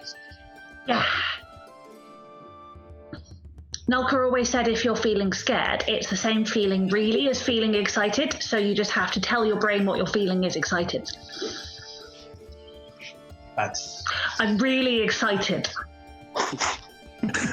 So I see. Barda's going to start singing like an old sailor song that she remembers on the boat as they travel by. What do we do with the scared veracity? What do we do? Make a performance check. Oh, go on. Yeah. Go for it. Oh, that was all right. That's a 14. Ooh, That's good enough, yeah. More than good enough for a second. So clearly the crew... What sort of vibe would you go for from this song? I guess I'm using the word vibe. I think it's very much like, I don't know, like, somewhere beyond the sea. It's upbeat. This is probably not the kind of song that this crew normally sings, but they clearly know it and they join in. Like it's way more jaunty than they'd go for. They sort of go for, but the first one person picks it up and then another, and this thing spreads throughout those who are on deck, hauling ropes and getting everything in place for this difficult little maneuver out of the harbour and out through the sea gate, the river gate. But yes, you get them singing the in-universe rendition of that song quite easily. Yeah. Yeah, Barda's like pointing at people. You know when you start singing a song and someone recognizes it. Yeah, that's the vibe. This guy knows. Yeah. Point to the captain. She rolls her eyes, but you get the sense it's like there's a gracefulness to it in the sense of like, oh yes, okay. Okay. If you hold the moment longer, she'll start whistling along. But we'll not go as far as the finger's just going to stay there until something happens. Nice. Yeah, she just goes back to gently singing it. Nice. Alka probably doesn't know the song, but is like enthused and loving it, and probably trying to like drum along slightly out of time on a barrel. Enthusiastic grandma. You pick it up. The chorus is always the same, you know? It's fine.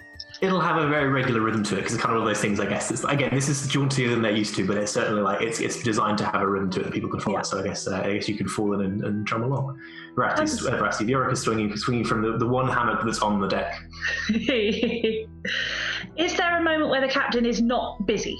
Not looking busy. When you get out of the river gate, you get the sense that things settle down into a more. Like there's still stuff to do, but mostly like you're sailing and there are the odd jobs. She's currently still crewing the helm, and you get the sense she's not. It's not like she's having to avoid obstacles. It's very much just follow the course. So she seems interruptible. If I will stagger over and probably fall over a couple of times on my way, and then go. Excuse me, Captain Skipper, ma'am. Can I ask you a question? Another one, yes. Oh, I see. That's very funny. Keeper Cade said that there was a really interesting story that your ship was called. What it's called? Why does it have such a scary name? Oh yes, I want to hear that too. I wouldn't say it's an interesting story. It just stays as a story. It wasn't.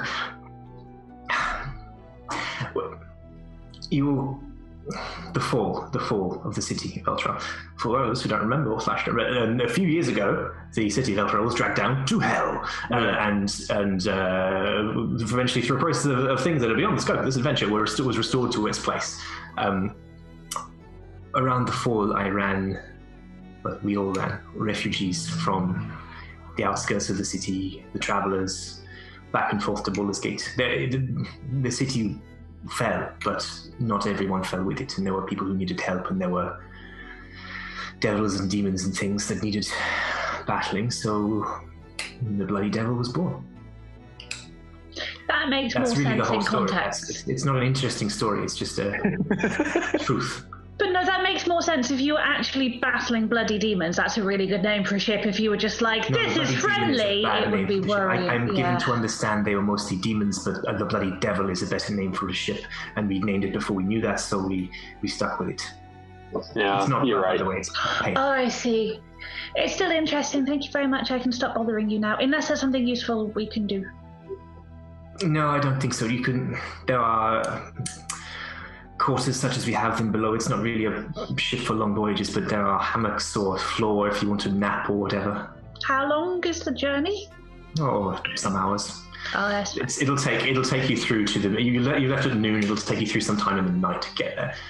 You have time for a long rest. Should you? I get some stuff. If you can have any further conversations now, you can chat before that or around that as you want. But pretty much you're in a position where you can all hit that long rest button, as far as I'm concerned. And if you want to do before that, you can do that too. Sorry, 355 would have a quick look around the ship, like. Wouldn't be like trying to get into any sort of obviously off limits areas, but we just have a quick check around and see if there's anything weird or unusual or unexpected. Yeah, make an investigation roll, an easy one. It's not yeah. You're welcome to call on Doc if 13, you yeah, I think I would ask Doc to. I mean, 13's more. You can. Well, with Doc, with Doc, it would be that same roll would be 19 instead. 19. There we go. Yeah. You do a quick walk around. You don't get the sense that there are really off-limits areas. There's the captain's cabin on one of the lower decks. That's the only area you go. Yeah, probably shouldn't go in there. But it's not like it's a small crew who it's all very much given over to functional space. There's the top deck, there's a lower deck, and there's the sort of forecastle and the quarter deck on the top of the ship. But it's very functional. Yeah, there's nothing that I don't know specifically what you're looking for, but just anything out of the ordinary. But if I don't find anything, you get the layers around. Yeah, there's definitely a lot of space that would be given over to cargo. There are some boxes loaded here now, but you get the sense this isn't a full cargo run in the sense of this would not be it would not be particularly profitable to run lots of cargo back and forth in this way. But charter this time. I think then we'd just go to one of the hammocks and take their vessel, like pop out of the little bit in their chest and place it in the middle of one of the hammocks. It's like a ball bearing, like an inch across. And as putting it down would then, through touching it, would just kind of whoop inside it and take a long rest. Nice. Cool. Imagine Baldur sat there just sharpening the sword, just go, what the fuck? You don't have to describe it now, but what you can take this opportunity to describe what it's like inside, or you can hold that back for now. I mean, it has a description in the thing. The interior is appointed with cushions and low tables and is a comfortable temperature. While inside, I can hear the area around my vessel as if I was in its face. So I notice,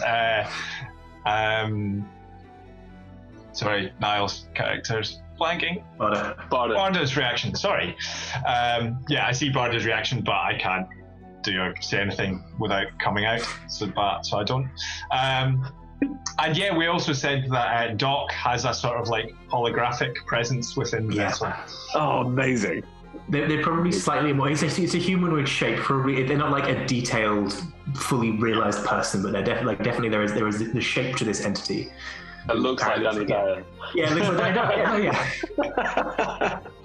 Awesome. And I don't sleep, so I just sit around for a bit. Power down there. It would get really awkward if someone else tried to use the same hammock without realizing. Just to go start. Yeah, if anybody approaches, I'm like, don't even touch that hammock. That is not a good idea. Yeah. The last person who went near it got sucked into a void. Cool, you can all long rest. You would be awoken. It would be quite quiet. For all the flurry and bustle of the departure and getting out, it's pretty routine after that, and a lot of the crews can be sitting there without a lot to do. At the end of your long rest, you are probably woken up by the first shouted instruction for a while. You said you spoke Infernal. Anyone else who happens to speak that language or can understand it? Hell no. The call is a very sharp call to light the lanterns now. It's not panicked, but it's definitely like, do this thing now. It will probably, those of you who are finishing your rest, will probably jar you awake, but there's no imminent sign of a problem or anything. It is dark outside by this point. Or it will be just before getting dusk. I might poddle up and see if I can help with some light or to see what's going on. Poddling being the technical term. I think one can poddle on a ship. I think it's probably what one has to do if one does not have one's sea legs. Is poddling is the only way to go. Yes. Someone else has taken the helm for now. The captain is overseeing lanterns being lit, and I don't know how much Veracity knows about boats. Possibly not very much. Absolutely nothing. Absolutely nothing. It seems like there are a normal number of lights for a boat. How many lights does a boat need? Probably a lot. There are a lot of them. Probably a lot. There's no lights nearby, so you have to do all the lights. Absolutely. You can offer help if you want. Like they're clearly going through the motions of lighting all these things, and that's a thing you can do. In Infernal, Veracity will offer in Infernal. Do you want some more light? Oh dear. Oh dear. She will answer, yes, if you could light the ones on this side. Yes. It's almost dusk. I can do extra light. Would you like extra light? How much extra light are we talking? Quite a lot. I mean, I can produce flame as a cantrip, so I could just keep an extra light going if you'd like. If you plan to be on the deck, then maybe it's prudent to have light on this part of the river. Great, then I will stand on deck watching everything open-mouthed and repeatedly producing flame. It sheds bright light in a 10-foot radius and dim light for an additional 10 feet. Cool, and you can your open mouth. Sorry? Out of your open mouth. I'm just imagining it. Like a pilot, sort of. No, not even like a pilot fish, but sort of, yeah. That's how you speak dragon. There you go. That's an important part of it. You got to put the hot coal on your tongue. The lights aren't that, like, weirdly, the lights don't seem that useful. Like, the lanterns the ship has don't seem to be they're not like focused lanterns for projecting the lights out very far, so it mostly actually, if anything, makes it harder to see because it blinds people's night vision. That's not a very good plan. It's not. Well, it's an obvious thing to do. With my dark vision, I can still see past. Oh yeah, totally. Yeah. Dark vision makes dim light as if bright light, and dim and darkness as if dim light, so you can see basically fine. Yeah. The most of the ship on the top deck will be well lit in the combination of dim and bright light, and below decks there'll be a lesser amount of light, but there'll still be some. What are each of you doing at this point? You've still got some hours of journey left, as far as you know. Veracity's on deck, being wondered and holding up light. Valka, I mean, you've all finished your long rest, but you can still be like resting in a sense of you could be chilling in a hammock or something. I reckon that it's not kind of been long enough to have affected the long rest, but I think Valka definitely took time to settle. Like she was definitely was before the rest, poking around and having a look around the ship and looking at the size of the hammock and being like, I hope they've got a bigger one down to like the hammock that Viorica was in, and being like, yeah, I hope ones downstairs are a bit bigger than that. They're not comfy. No, and I think she probably took time to actually get settled. She had one of them comedy like, can I fit in? It's getting in. Yeah. So I think that actually, unless someone has come over and actually physically woken her up, she is still in the hammock snoring. Fine. Still snoring, rested but resting. Yeah. Viorica, you could have stayed on the deck. You could have found one of the other ones below deck. I'm happy to stay there. That's the thing. I think Viorica was very proud to have found the hammock that he did, and was not giving it up for anyone. I think he's going to be woken up by the insistent the light call, and be in that very angry frame of mind where you are going to get back to bed. But it's just you aren't quite yet. It's like, oh, shut up, leave me alone. God. That kind of frame of mind. Yes. They will not deter the sailors. They will do it more. Exactly. They will increase the thing. Yes, exactly. 355. I think 355 would be in one of the hammocks next to Valka and Barda. But was Veracity in that same space before coming back up to the deck, or would you be? Yeah. Then I think I would have come up shortly after. hearing a lot of shouting and then seeing Veracity go off, I think we'd go, yeah, I'm going to go and see what's happening. And hearing some very high-pitched, squeaky infernal. Yeah, Barda's probably spent the entire time outside. Even when she was long resting, she probably just. You can rest on the deck. You don't need a hammock. Yeah. She'd have found somewhere just to lean on and close her eyes. Somebody stands and is just asleep like that. I mean, this ship is practically built for that. The crew, the hammocks aren't very comfortable. The crew are mostly just working well on the ship. But there are points like this where there are long spans of time without much to do, but where you might need to leap into action. So you're in one of those little sort of nooks on the deck.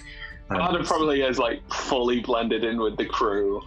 This is her vibe. Yeah, so she's very much she's just not doing the work, which is someone's probably come up to her and been like, "Hey, can you do something?" And she's like, I don't work here. You look like you should, based on the stance. Yeah, you look like you belong in that regard. So that is where you all are when below the deck, the smaller number of lanterns, a bunch of them just go out abruptly, and there is a yelp from one of the crew tucked in one of the rooms below decks. And that's where we'll pick up after the break. Cool, so thank you everyone. Join us again in 5-10 minutes, I think. Yeah, and we'll pick back up for part 2 of episode 2 of Seekers of Elturel Buried. See you soon. See you soon.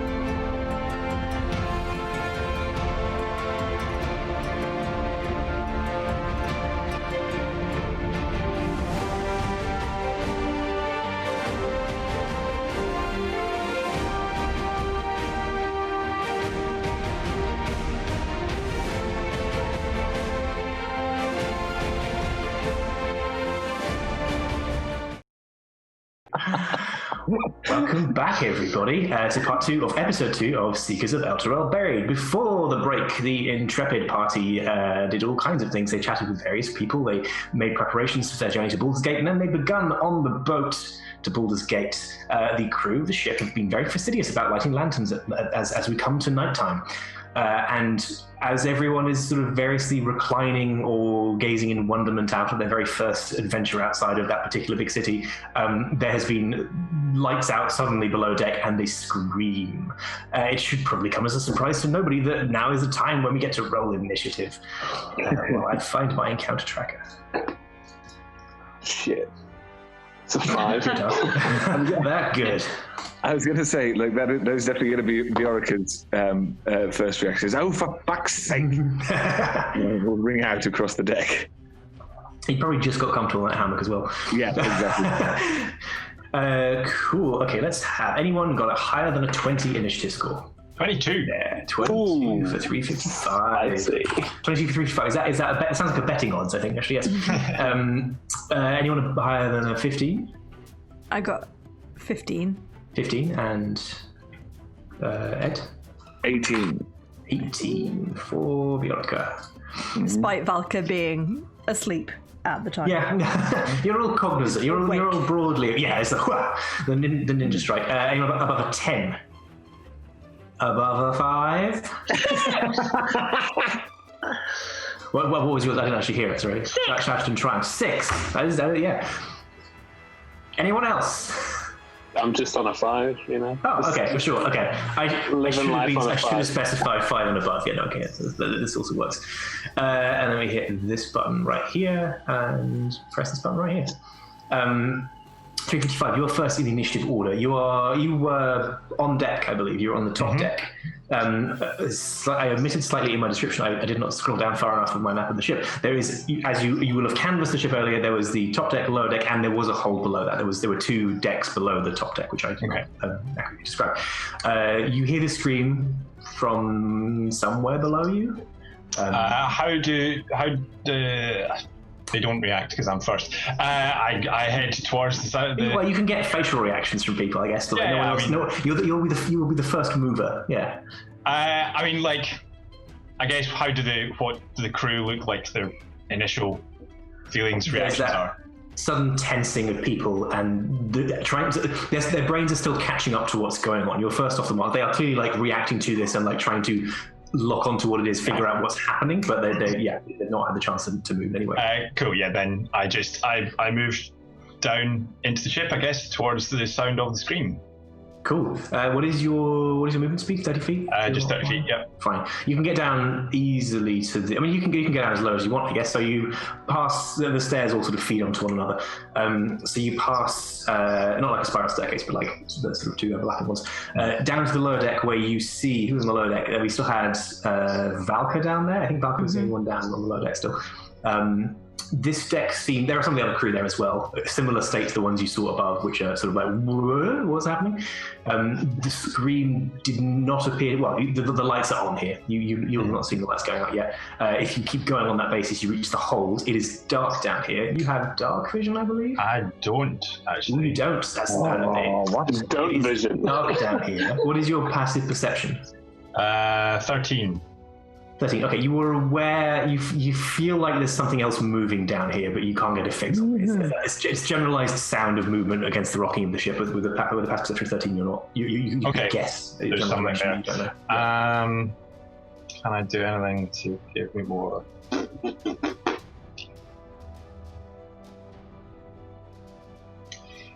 I think I might just.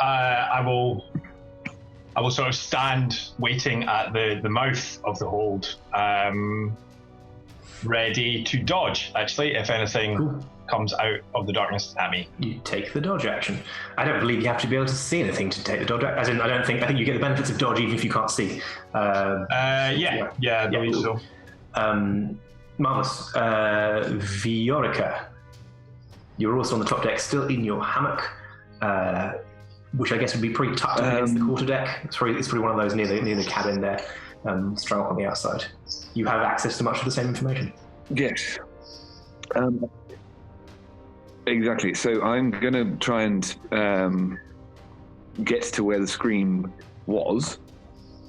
Same kind of thing, moving as fast as I can in the same way. But I don't think I'm not gonna take dodge because he's not that clever. You can use your movement to get down there. I think I'm not penalising you for getting out of the hammock, other than for the comedy of just you struggling out.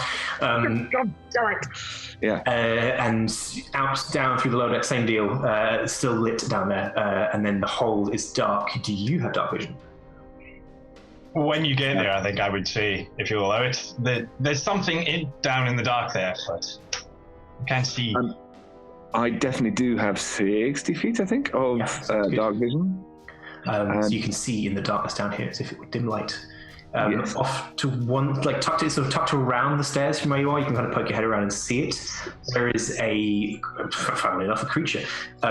It's a roughly human size. It's like large and looming for a human, but it's a being that appears to be made of shadow and smoke, with long, slender, dark claws looming over the.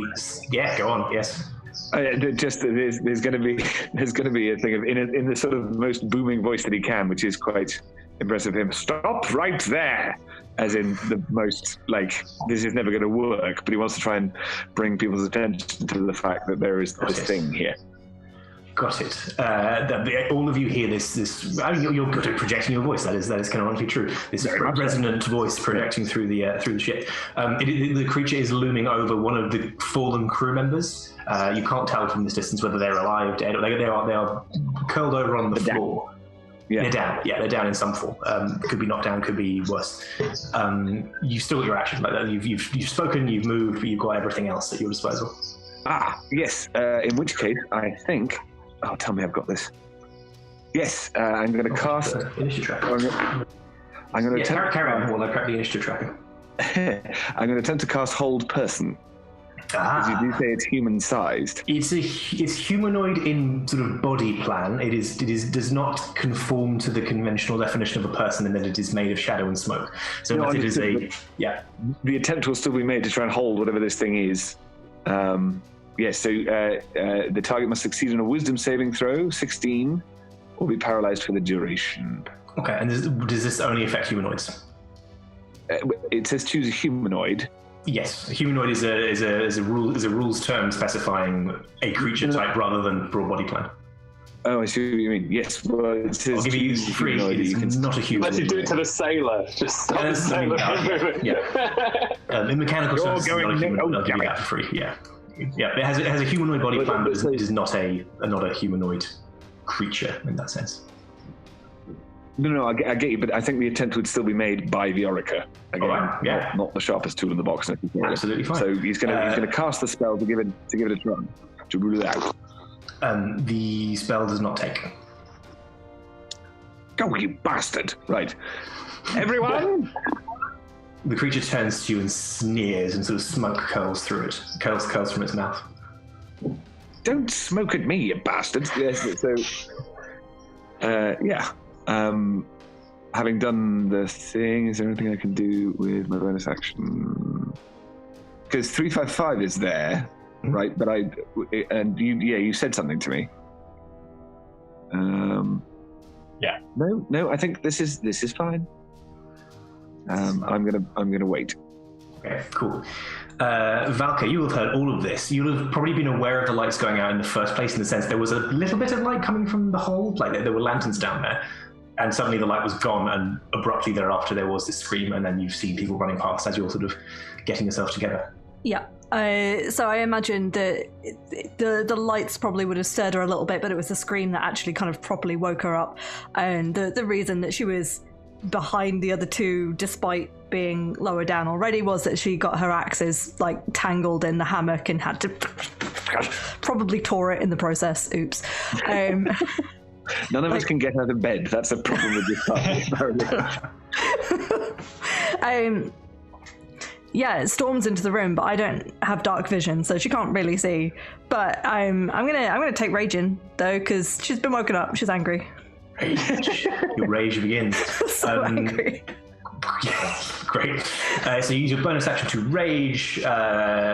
Cool. Is there anything special about your rage? I can't remember if anything sort of manifests just by virtue of you doing it. I can't remember if it's one of those. I'm getting advantage on strength checks. Yeah, there's no like visual effect. As in like specific to Valkyrie. Yeah, I couldn't remember if it's one of those from your subclass, but you will come to that if it becomes relevant. Yeah. Are you doing anything for your action, even if you're not attacking? You could still dodge or do some other thing if you wish. I think she's gonna. I mean, I guess the thing is, if I actually want to. You could go. Get hit, really, don't I? If I don't really want to dodge things, otherwise I lose the rage. Okay. You can ready an action to hit something because you don't have to be able to see it to attack it. So if you become aware of the location of something enough to attack, you can ready that as an action if you like. Yeah, she's going to prep to hit. Fine. Okay. I guess so with her axes. Comes close enough. I don't think you lose the rage as long as you're in combat as well. No, you have no, not now. You won't lose it now. It's fine. But you have to each turn. You have to have either taken damage or attacked since your last turn to maintain it. But that's fine for this turn, and you'll have options next turn if that's not the case. Cool, marvelous. So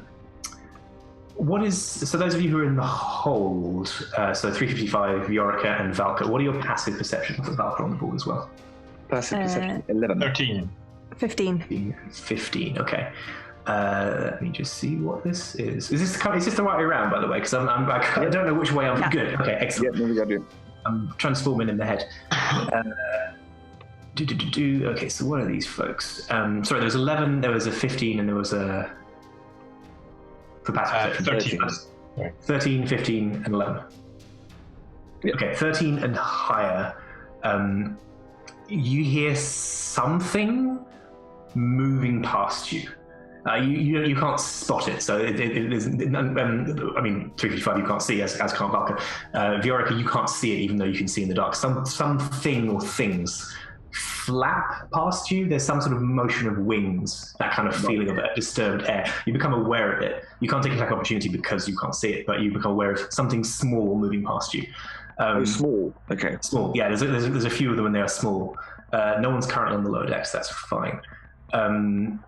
Next up is the creature you can see, Viorica, and the others of you may become aware of. It's going to abandon its attempt on the sailor and move towards. I think who would be closest? You, I think, Viorica, because you're the one who tried to lay the whammy on it. Yes, I did. This thing sort of snakes forward, like it does. It doesn't walk. It just roils, like it seems to just slide over the ground. Again, its lower legs seem to just be at the bottom. They dissolve into tendrils of smoke and shadow. So it comes over to you, the same sort of smoking sneer as it swings its claws at you. Which I'm going to make an attack roll. I haven't been making many rolls this time, so let's see if we can improve over the last session. This may go badly. Yeah. Bonk. That's mediocre. That's almost less exciting. That actually adds up. Okay, so that is a 16 to hit you. Definitely. Okay. It will deal. I'll roll some dice. I thought I had. I'm afraid I've rolled very well. I've rolled maximum damage on this one. Hang on, because Valka is there and raging. That's true. So Viorica is within 30 feet, and I can see Viorica even if I cannot see the creature. Can you see Viorica?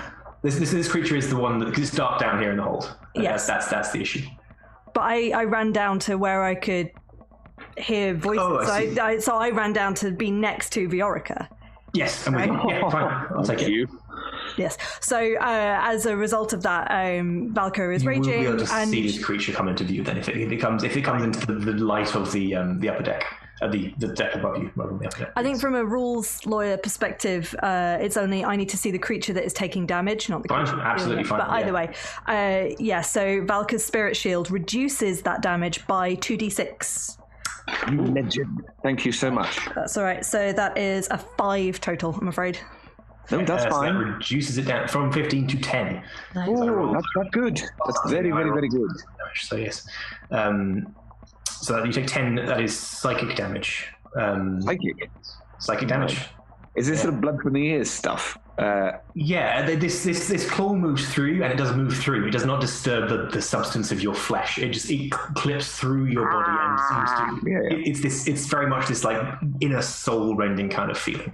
Gotcha. Like something has moved, but it is not your organs, as it were. The creature is going to... How far can it move yet?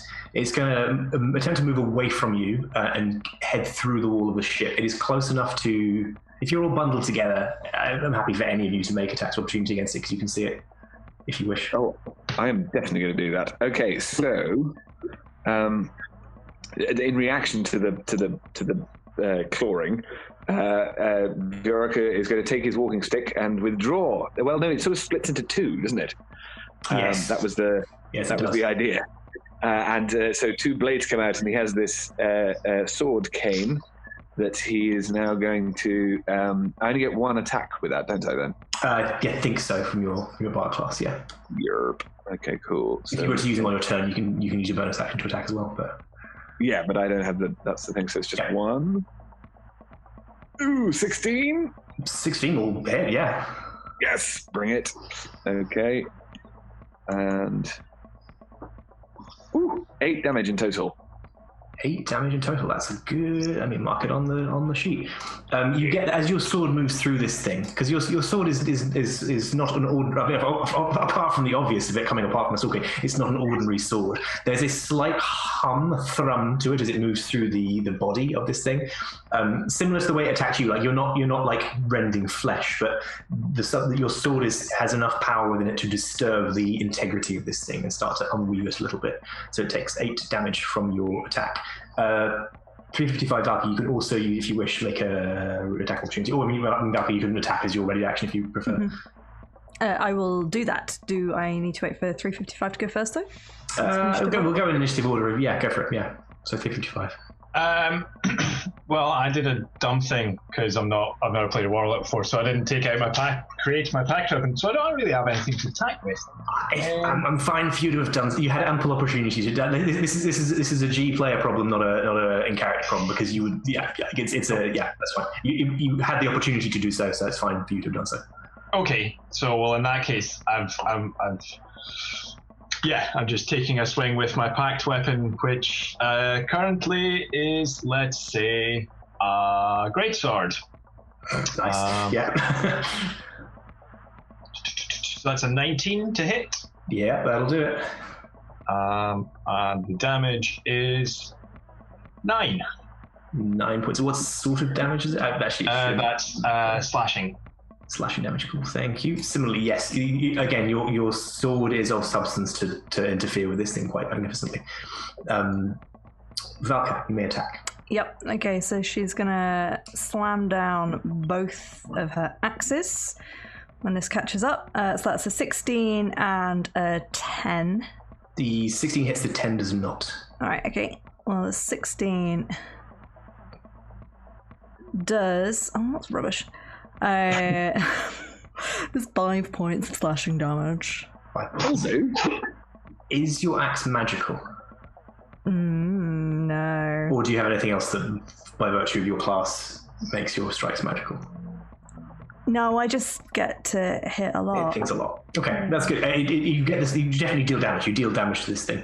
You get the sense that it reduces. It's got resistance to this type of damage. Yeah. You still hurt it. Okay. It pulls. Did you get more than one attack actually? Because you can. If you can. Yeah. Oh, I did. You did that exactly. Sorry, my brain. I know, but I get to do it twice, don't I? Because I have 2 hand axes. I'm dual wielding, and I get to attack twice. I roll 4 times. I really hope that's true. I think off the top of my head, you get your regular attack, extra attack is using an action normally, and then you get 1 extra attack with your offhand weapon using a bonus action. So this is an opportunity attack, isn't it? So it's just or a regular action either way. So it'll just be your regular 2 attacks in this case. Rather than for flavor, we can say you're whacking with both, but on your turn, you'll get effectively 3 attacks with your weapons. Okay, so I do get 1 more then. But you've done 2 though, right? No, because on your if you attack during a turn and use your action and bonus action, you get your 3 attacks that way. But to use the offhand weapon, it requires the bonus action. I think unless I'm not aware of something within your. That's the way I understand it. Oh wait, I forgot to add my rage bonus. Yeah, so actually, it was +2 melee damage, so it's 7. Okay, I'll add another bit of damage on. I'm still trying to figure this out because I thought, because I'm using 2 weapon fighting. Let me take a look, because it might be something in your fight. It just adds the damage. So 2-weapon fighting adds the damage to your attacks, whereas it'd usually just be a straight damage roll. You won't add your strength. 2-weapon fighting makes you add your strength. Okay, so actually, I should have done another thing as well. Yeah, if you're not adding your strength, definitely add your strength. It'll be on. Your strength will be on there by default, but you. Oh yeah, no, I did do that. Yeah. But I'm just double checking. The strength was added to the attack roll, not the damage roll. Okay, it should be added to the damage. Whatever's on your sheet should factor that in, but you should have a bonus to it beyond whatever the dice roll is. Well, then I need to add 7. Yeah, there we go. Your hand axes should be 1d6 plus 4 damage each time. Yes, that's what I rolled. Perfect. Oh, isn't that damage? So that does include your strength. It should do anyway. Already. Does it? It should do. The one on the sheet. Damage. I'm clicking the buttons on D&D Beyond. Yeah. D&D Beyond automatically. Yeah. D&D Beyond automatically will pull that through. The only time it would be an exception. So normally with 2-weapon fighting, you get your attack action is usually just you using whatever's in your main hands, and you can get multiple attacks without using your extra attack feature. If you're wielding a weapon, you're offhand, you can use your bonus action on your turn to do an extra attack with that. Right. Normally, if you don't have the 2-weapon fighting feat or other abilities that let you do that, you only roll the flat dice for that weapon. So in this case, it would be D6. Because it's you don't lose that bonus on your offhand. But right now you're not using that technically. For flavor, you're using both hands, but technically it's split that way. Right, I'm there. It makes it more advantageous when you've got a great backhand, I guess. Basically. Yeah. Cool. This thing moves away. It moves through the wall of the ship and is lost to your sight temporarily, at least. On the mid deck, where none of you currently are, the ones of you. I mean, I guess all of you can see this because you've got line of sight to at least the glow of the lights from the top and the bottom. The lights on the mid deck also go out. There's a sort of stuttering to it, like they're not simultaneous. But there's a sense of like light 1 goes out, light 2 goes out, like there's a sort of disorderliness to it. So those of you in the hold are now in darkness. Those of you on the top deck are still pretty well lit because there's lots of lights up here. Yes. Veracity, it is you. Yes. If I'm on top deck and you say this thing has just popped out through the walls of the ship, can I see it? If you look over the side, you can try to look for it. Would I know to look over the side? I don't want to matter. I mean, I'm fine with you looking over this. You don't know where it is, but for the purposes of like forward movement in combat, if you want to do that, that's fine. Yeah, Veracity looks everywhere, including over the side. What is your passive perception? 18, I think. Yes, 18. I'm also holding fire, if that helps, which sheds an extra 20 feet of light, and I have dark vision. That's fast dim light, that's true. You almost miss it. Like you peer over the side, nothing there. As you're about to turn away, you see this shadow thing clinging to the side. It's actually not in line with the lower deck anymore. It's moved up a little bit. Well, you know where it was. But for purposes of information, so it's there clinging to the side. It doesn't seem to notice that you've seen it, so it's not moving. The fact that it's outside is really helpful because I wanted to do things, but it's also like, this is something made of wood. But outside is better because it's wet and outside. So, Veracity will... I'm so excited, I've never done this before. The excited hands. Veracity sees it, slightly panics because it's terrifying, and out in the fear... starts shaking, and as she shakes, it's almost like a second she's splitting apart. And as this happens, a creature made of, it looks like melting wax. It's like humanoid, this exactly the same size as Veracity. It's peeling away from her body, but molted wax and lit on fire. Will just peel away from her and then shoot to 30 feet away from her, as close to this creature as she can get. Veracity has conjured her wildfire spirit. Yes. Ooh. Yeah. Can it fly or hover? Does it need to cling to the side? It has a 30 feet hover speed. Great, so it can just hover next to this thing. I just have a sidebar appreciation for George just taking a smug drink whilst Rebecca driving that, being like, I know this. I know what this is. This is going to be good. So that's my action, and to make it appear right on top of this creature. Mm-hmm. That is my bonus action, I will command it to use its flame seed attack, and then my turn finishes, but my spirit's turn happens immediately after mine, and because I've commanded it, it will now do its thing. Okie dokie. What does it do? I don't know what this attack does. Flame Seed is a ranged weapon attack, so it is my spell attack modifier, 60-foot range, a target I can see, and it is a 1d6 plus my proficiency fire. Well, I'll assume your thing is hovering 5 feet away from it so that it's not having problems with ranged attacks. Does your Wildfire Spirit shed light as well? Yeah. It doesn't matter for the purposes. It's for a different effect. Just so I know. I mean, it's lit on fire, so it must. We'll say yes. I can't see it. Blah, blah, blah, blah. Play positively. Your it is lit on fire argument is compelling to me. I will say it's like. Thanks. And D&D Beyond is amazing, so it does this all for me, so I don't have to do maths. So it's a +8. George, that is a natural 20 to hit, please. I mean, it hits. So 28 to hit. 28. Natural 20 combat also hits, and you roll double the damage dice for your. So that's 2d6. That's a 4 and 5. So that is 9. That is 12 points. 12 points So of not fire. much, but now it just stays up for an hour, and I just tell it to do things. And you can just keep doing that. Yeah. Yeah. And I can do other things on my other turns. The And then, sorry, George, as a free action, can I go, it's over here, it's over here, it's over here? Yes, you absolutely can. The fire burns through this thing. Like it doesn't scorch the hull. You get a good line away from the ship, but it blasts through this thing. It blasts a clear hole where the light the fire sheds seems more impactful than the fire itself in some ways. But this thing is left with a hole in it. It does heal up, but it's covered. It's the same. It's recomposing itself out of the fixed amount of energy it has available to it. So it does seem thinner where this has happened. Marvelous. And that your Wildfire Spirit, is that what it's called? Wildfire Spirit stays right there. And you're done. It is Baldur next. Wi-Fi Spirit. I like that. I think I have a Wi-Fi poltergeist in my house because it never seems to have a good range. But yes, Baldur, you pulled into some nook or cranny of the top deck. You have seen and heard much of this is going on. Veracity just blasted a gout of fire somewhere near the ship somehow. Yeah, I think after hearing Veracity be like, it's over here. I was just gonna jump up onto the side of the ship and have a look down and see what's there.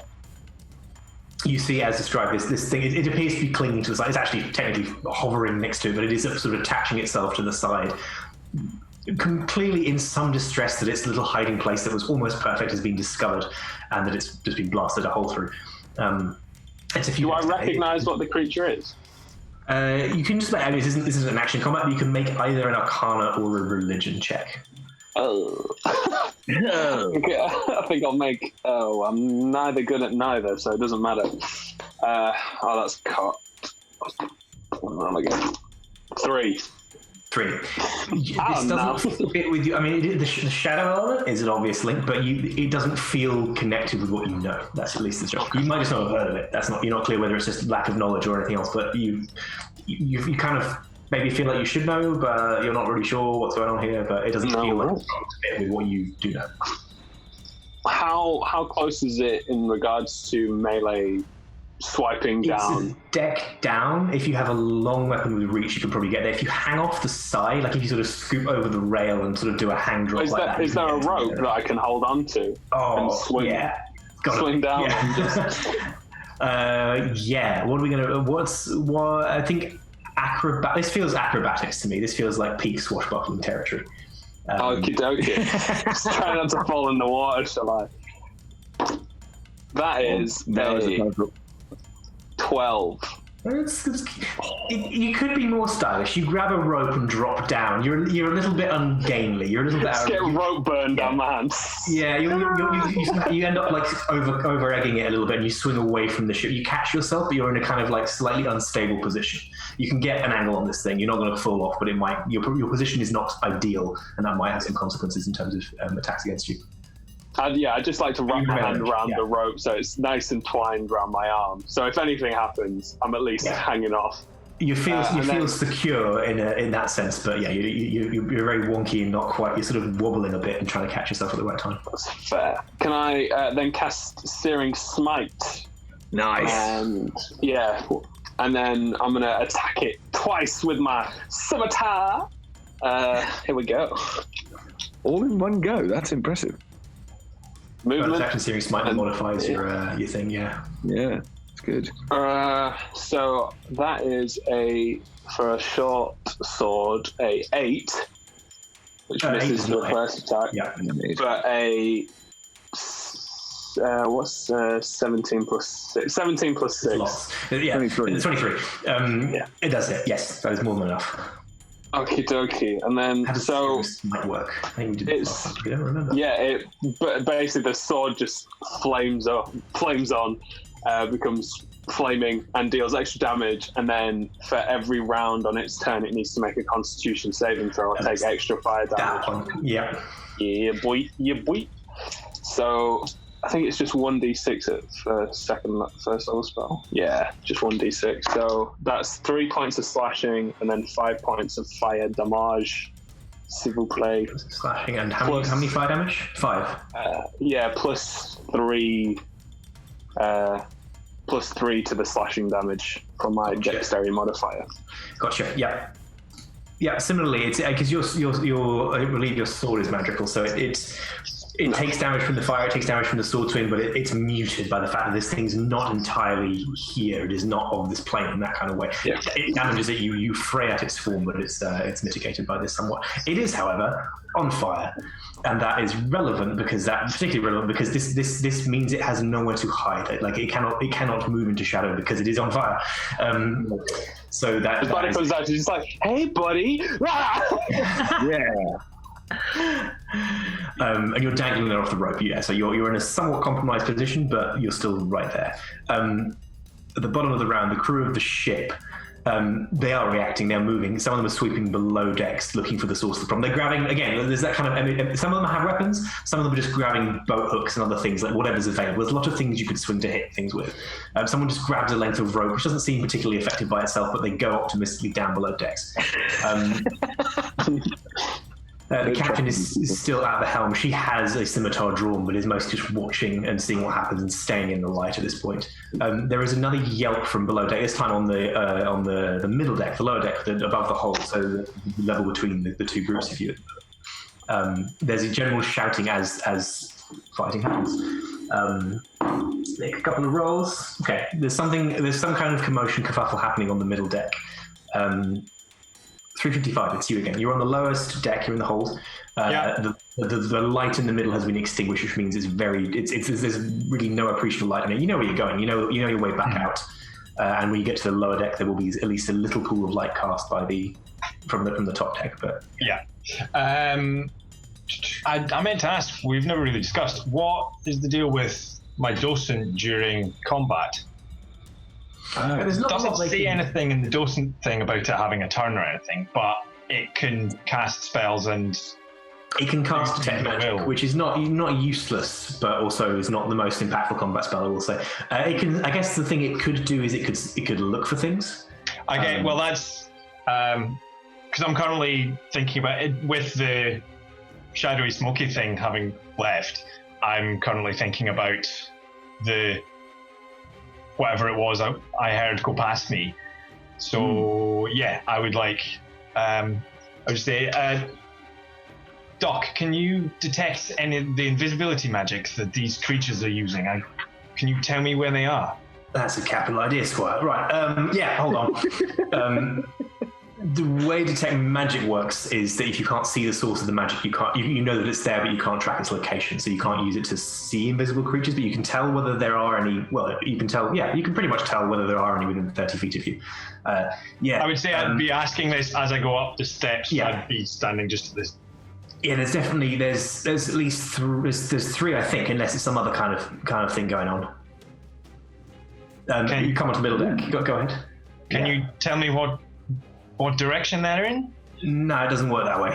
I know that they're within 30 feet of us, but that's as close as I can get, Squire. Middle deck, you can see around the pool of light from the top deck. the crew came down and kind of backed into that pool and are kind of holding it off. There is a trail of blood where they've pulled back one of their comrades who got downed by something down here. It is dark enough that you can't see around the rest of the deck. Then I would go to join them. Yeah.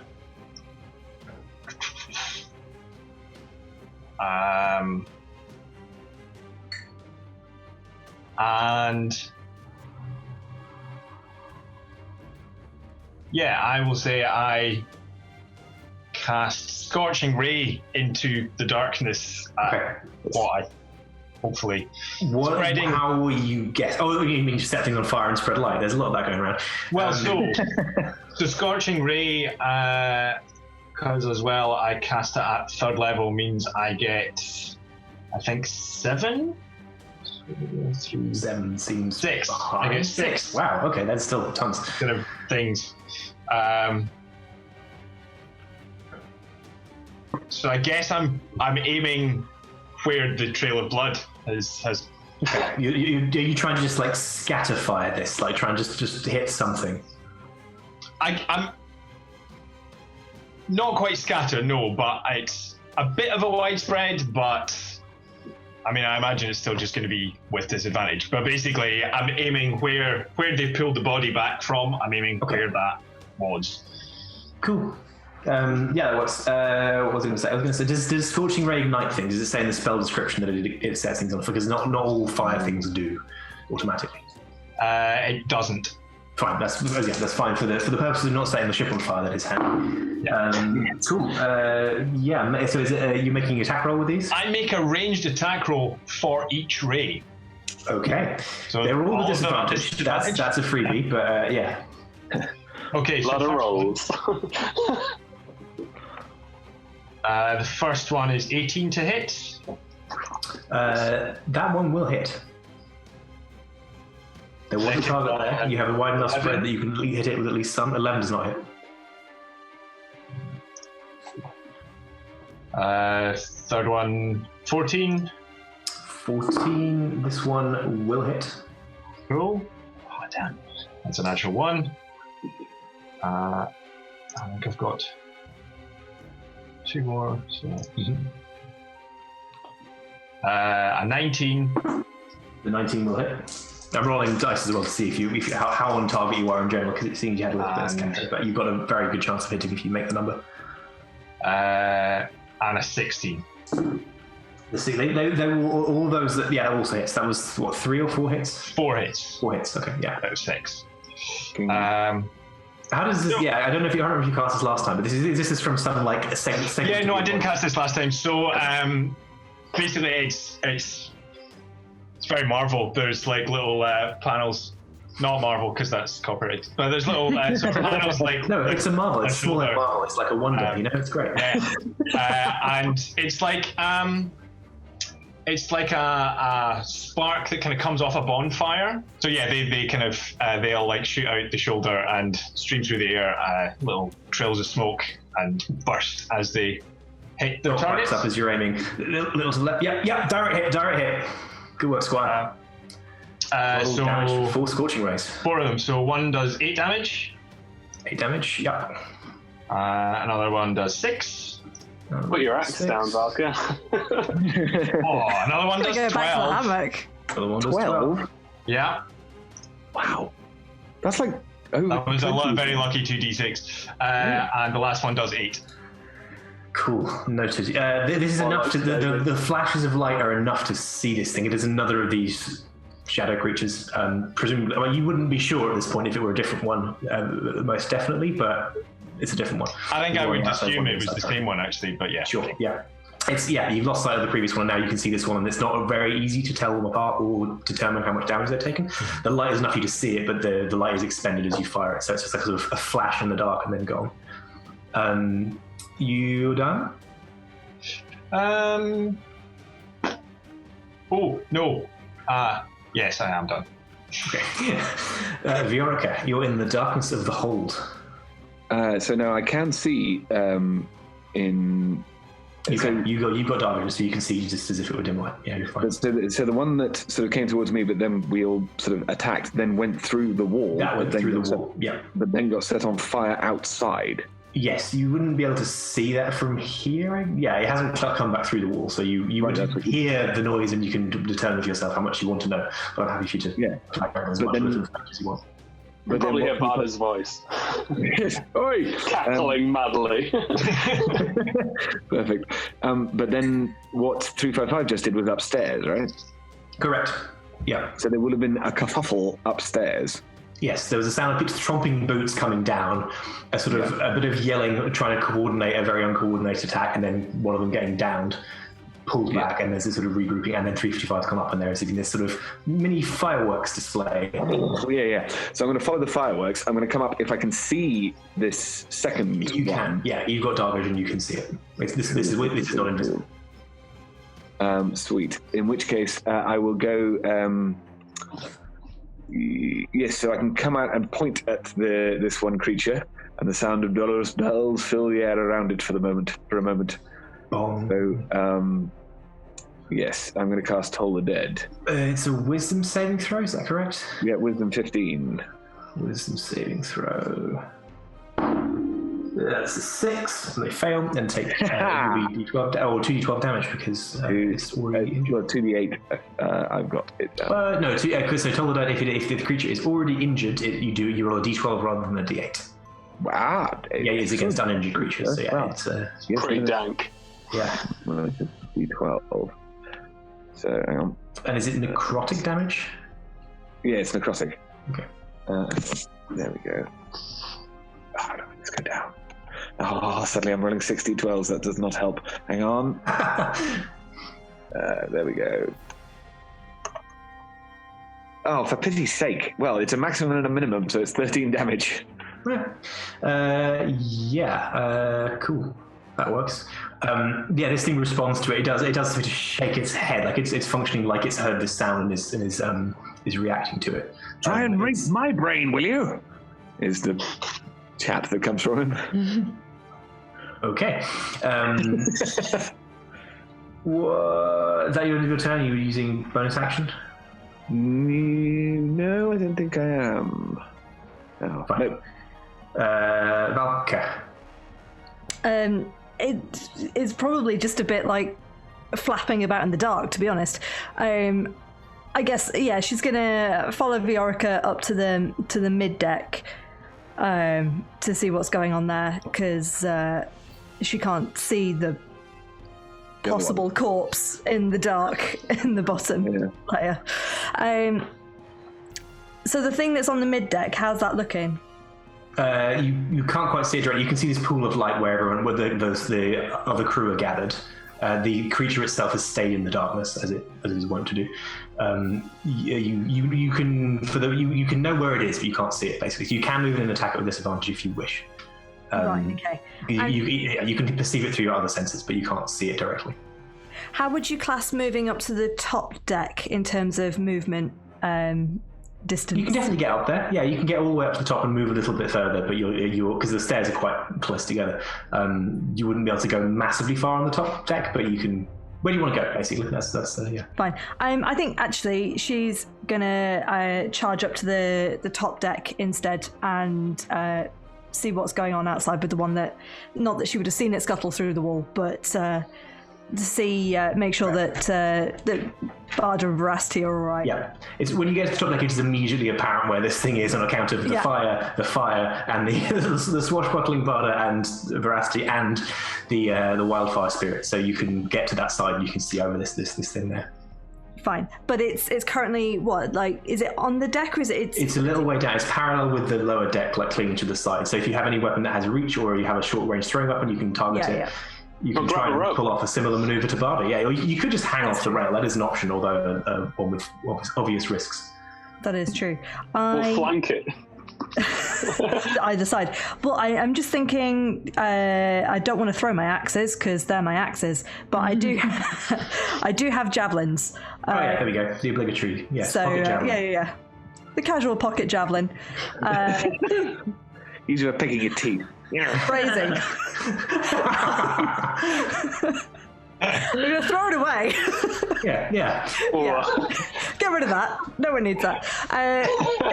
Keep your pocket javelin in your pants. Wise words to live by. Anyway, yes, I'm going to throw a javelin off the side, and come on, give me the thing for that. Actions. Javelin. There we go. Finding the right page. Oh, that was a critical hit. So that's a critical hit. Yeah. Excellent. That's definitely a hit. 100%. Yes. And there was a thing that I do with critical hits, but I need to check. Yes, I was trying to remember what that was as well. I think that might just be with my axes though, because I think it's slashing damage. Okay, yeah, that's true, because it's from that. Yeah, ability. I'm a slasher. A slasher. Not that that's useful right now. that is piercing damage. But that does 9 piercing damage. Yeah, solid. Let me mark that on. There we go. Yeah, it takes. Yeah, the javelin whooshes through it into the water, but again, on the way through, it takes some of the shadow stuff with it. Normally, rules are out drawing more weapons. Funny, not boring here. Not funny, boring here. You can make more attacks if you wish by just grabbing like boat hooks, tools, and that. You can make more javelin attacks now using your other attack if you wish. Oh yeah, normally sure. there's a thing because you can only draw one weapon around unless you have a particular feat. But Oh no. Yeah, I've got a bunch of javelins. I'll we'll class objects around as javelins for now, so you can make more attacks. Yeah, well, yeah, she's just grabbing like bits of rigging and like, oh, I don't know what that is. That'll do. And hopefully the captain didn't need that, whatever that was. That hits for 13. That's 13 to hit. That is a hit. Great.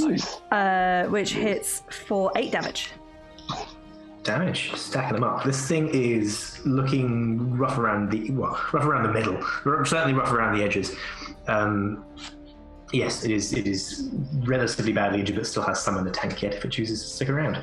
But as she's throwing it, throwing stuff at it, she's shouting to everyone, "Is everyone all right? What is this thing?" Everyone enthusiastically doesn't reply. Yeah. The captain calls over. Not that one. It's a big one. It's a big one. Yeah. Just throw a whole massive boat straight through. Okay. Cool. Next up, it is these creatures. The one on the side. Your wildfire spirit Brassy, is it a creature and can it be attacked in that way? Yes, it has an armor class and hit points. Okay, right. I think it's going to swipe at Baldur being the most precariously positioned right now, though, because the wildfire spirit's just hovering there, whereas Baldur is at least like wonky position from the rope. It's going to claw up at you, and I'm going to make an attack. George, I did a stupid.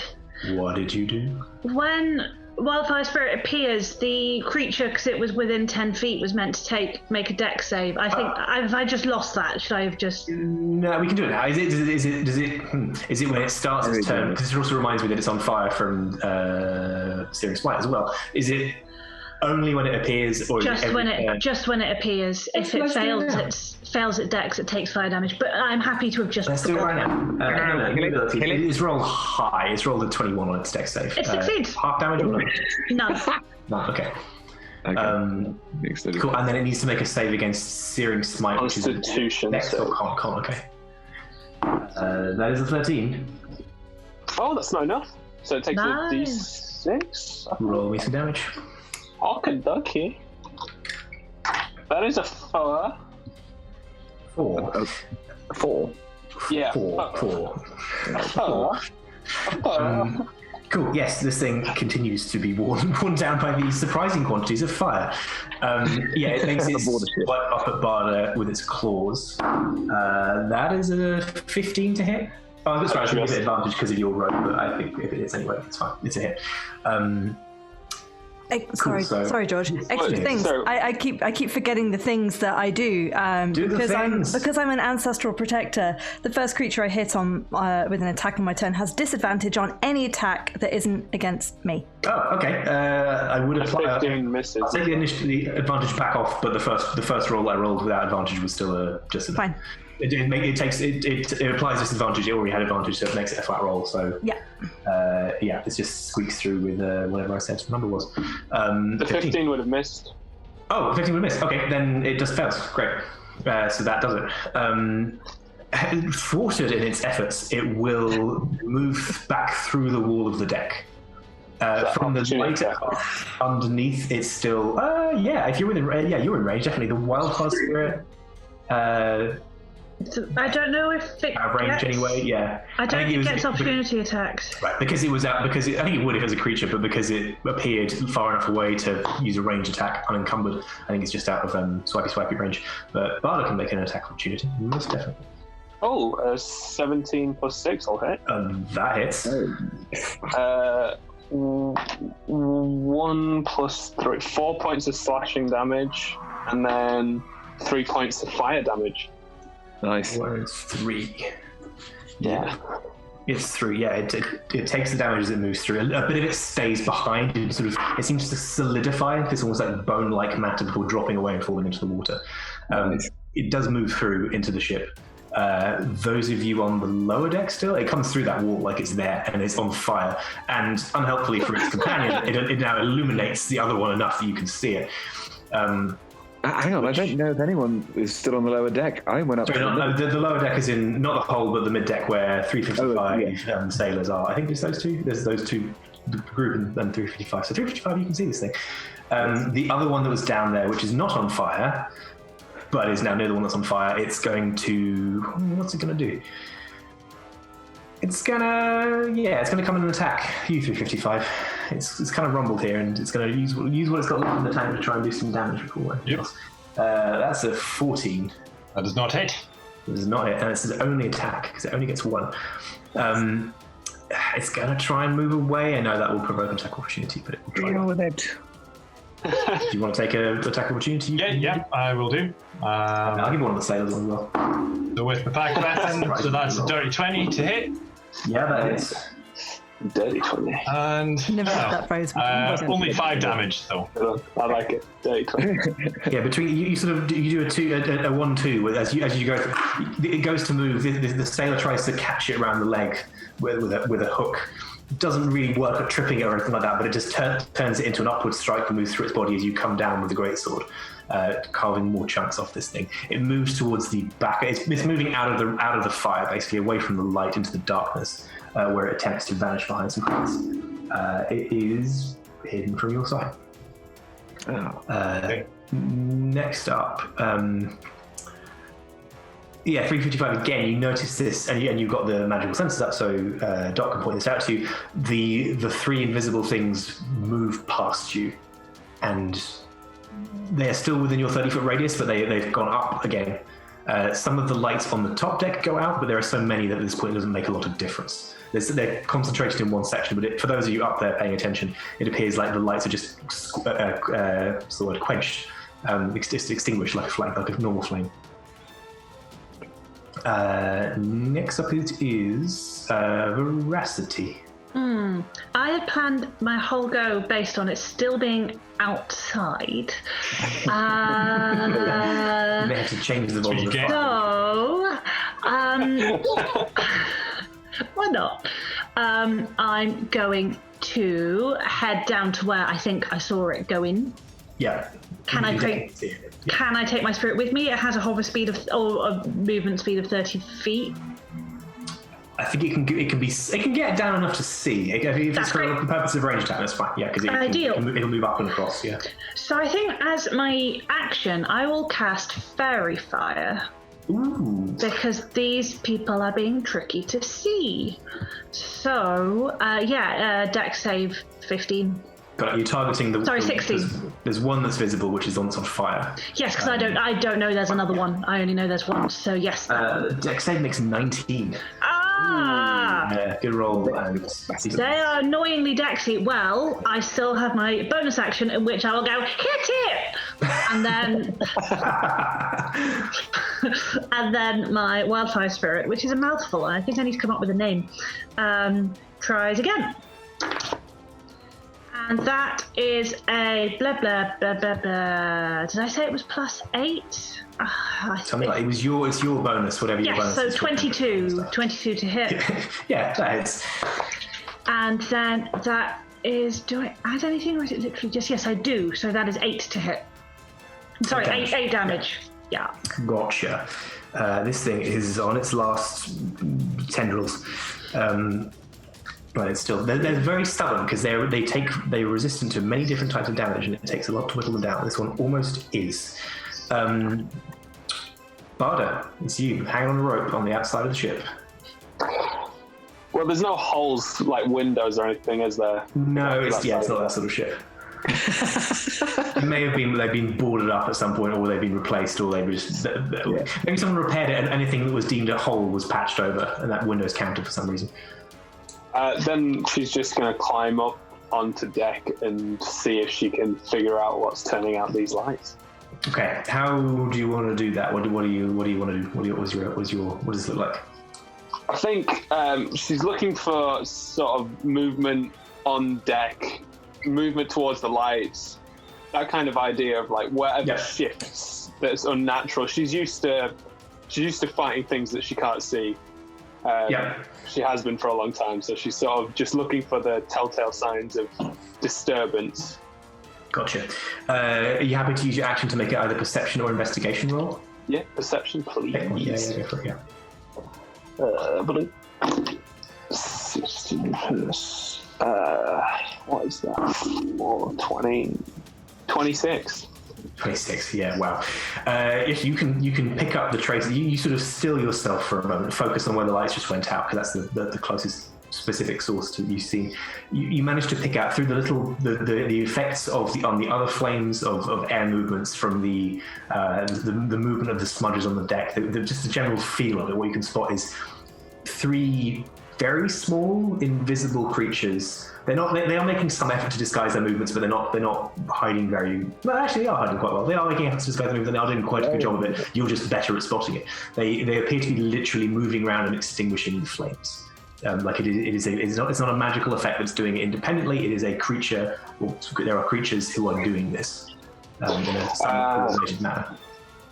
Yeah, I'd like to. Can I use my bonus action to just make an offhand attack with the scimitar? I think you have to use your attack action in the first place to do. Oh, do you? Offhand attacks. Yeah. No worries then. I'll just turn to Valkyrie and be like, there, and there. The two of you know where these creatures are. They're invisible, so it'll still be attacked at disadvantage. But you will, unless they make an effort to hide in some other form again, you know where they are. You know what squares they occupy in the maps of our minds. Cool. Bottom of the round. The captain will actually react to that and will move and try and pick up the trails of one of these things you just indicated. She had a scimitar drawn. She's going to move down and make an attack. Pretty well, even with disadvantage. Let me see what this is. Slices through. It just takes like a sort of tromping step forward, slices a very deliberate part of the air, and a gout of dark blood blossoms forth from it. A creature becomes visible. It is a tiny, demonic little creature. It's an imp, for those of you who know what the different demons look like. It just squeaks and collapses to the deck, no longer invisible. There is a chittering from the location of the other two around you before they realize they're supposed to keep quiet and shut up, which they go back to doing. Can I shout an abyssal something? Yeah. I'll be like, if you guys don't run now, you're going to meet the same fate as your little friend there. Is that a good idea? There is a protracted silence in response. The crew on the lower deck drag their fallen comrade up the stairs and get back into the pool of light. Top of the round, it is 3:55 once more. As a recap, there's one on fire, very badly injured on this deck. Mm-hmm. One other has withdrawn to somewhere else on this deck and is out of sight. Yeah. In that case, I think I will just go and attack the one that's on fire. Yeah, seems good. With my packed weapon. And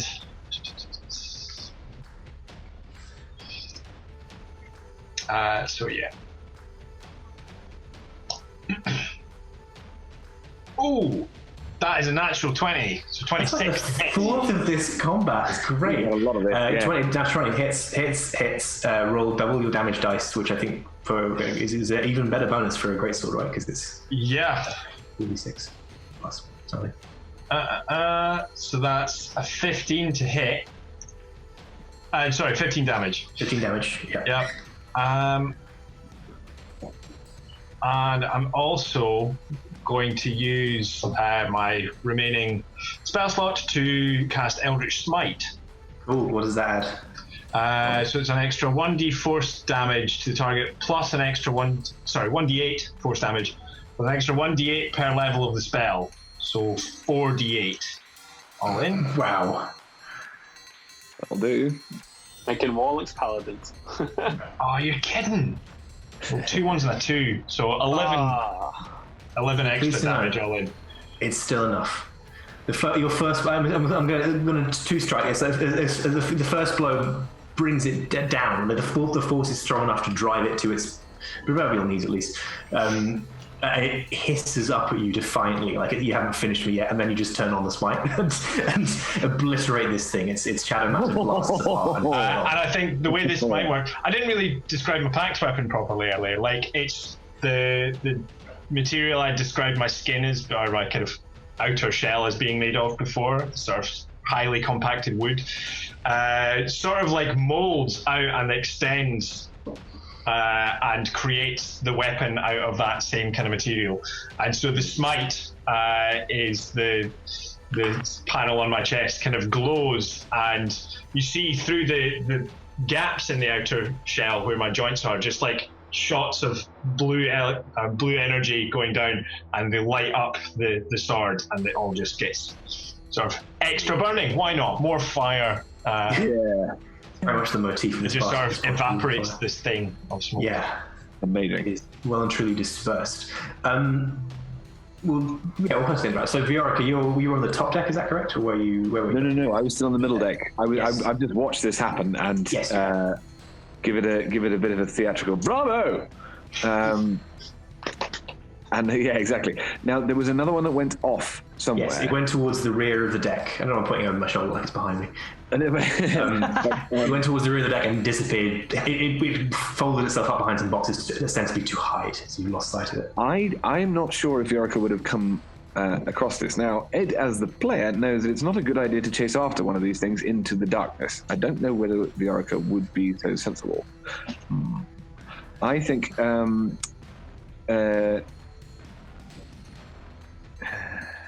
would I be able to see it? Like, on previous experience, I would be able to see it even if there wasn't light, right? Because it's not invisible. Yeah, you can see it when you've been able to see it. Like, unlike the other creatures that have been persisting around, it's not actually an invisibility effect. They are just one with the shadows and find it easy to blend into it. In which case, I'm going to go forward, trying to see if I can see it. Okay. And holding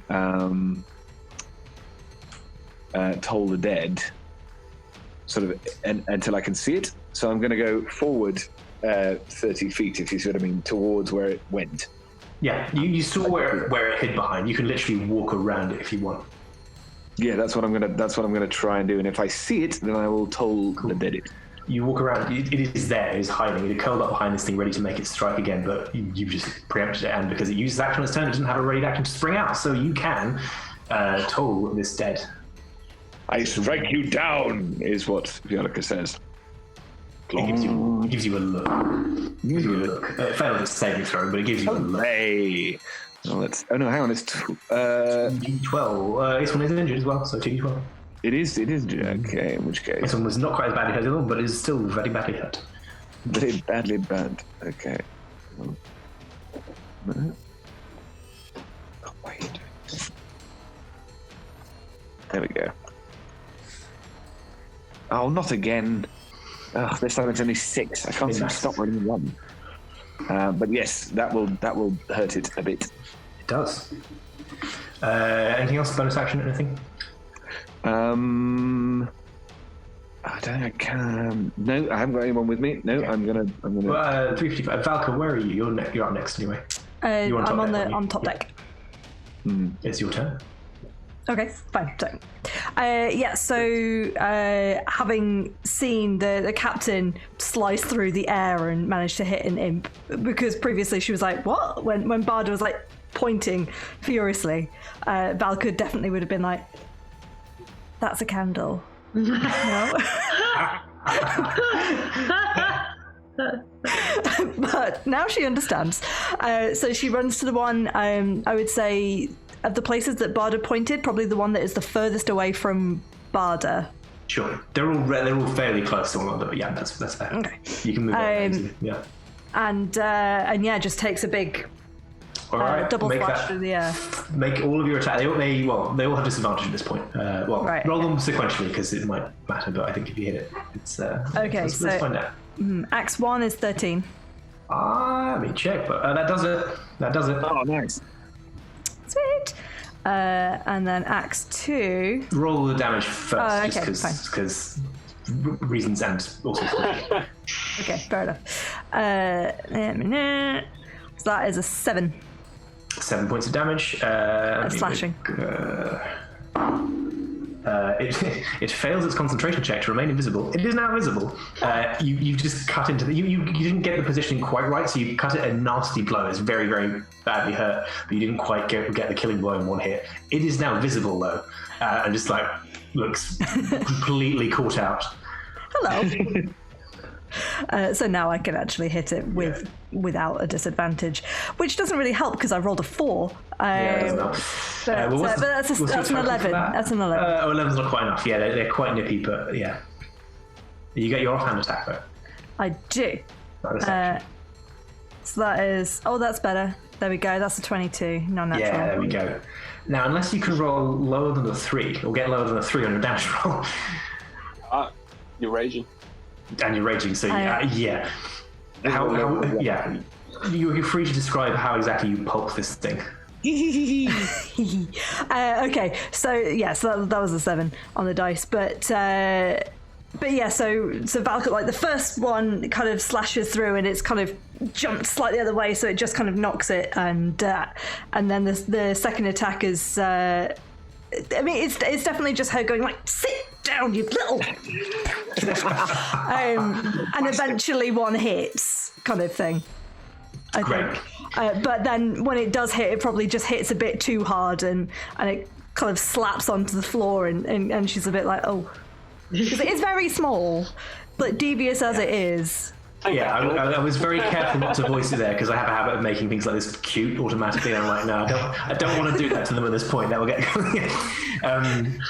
cool. Yeah, you destroy this thing. It is the creature's turns next. Spoiler warning: they're gonna take off in this order. So the shadow demon below deck. Viorik, you're basically next to it, so you can take a parting swipe at it if you wish. It is trying to get away through the walls. You don't know that as it's leaving, so you feel free to take a swing. I'm gonna try. Awesome. 23, and for 6 damage. Well, 6 damage. I will. It survives and makes it away. Gets through the walls. It is effing off. The remaining imp. Remaining at a safe distance from Valka before doing so, becomes visible, calls out for those of you who speak Abyssal, an idiomatic form that essentially amounts to, well, fuck this shit entirely. Goes off away from the ship into the darkness. And things seem calm for a moment. I shout after her. I'm just like, I told you it was a bad idea. You are free to regroup as we come up towards the end of the session, but just to give you a heads up. You're free to regroup, figure out what's going on briefly. Is everyone all right? What were those things? Did they just come here to try and turn our lights out? There was a bunch of demons, probably from the leftovers of the descendants from Elturel. Yeah. Was somebody? Oh, was somebody who sent them after us? Because in which case we were in more trouble than we thought we were. No, the whole place fell into a demonic place. There was demons sprawling out. I don't know. Probably just leftovers. I don't know if they target our ship specifically or whether they just roam the rivers, but This is the first time they have got this devious. The lights are normally enough to fend them off. Is anybody hurt? Oh, yes, me, quite badly. Oh, okay. Come over here. Some of the crew, I believe, could use some assistance. In that Yes, if I could just, yeah, he's definitely going to go over and get healed before anybody else. Approximately how poorly do you look, Viorica? Like, is it a scratch or is your arm hanging off? Like, I have a boo-boo. I have a very big boo-boo. Like, if you were to term my condition to be in thirds, the first third will have come off. okay, thirds. I will cast Cure Wounds at 2nd level, and I get to roll an extra d8 because Sparky is still up. I might not need that much, but thank you. It's cool. So that is... You will feel bad. Yes. So that's 3d8 plus 5. Thank you, Sparky. 1, 2, 3. You only need to get like 2 2s and a 1. 9, 16, 21 hit points. You know that thing? I feel like what Viorica feels like is someone's just given him a slightly overloaded enema. I like how you started that with, do you know that thing? And I'm like... Maybe not. And it's warm.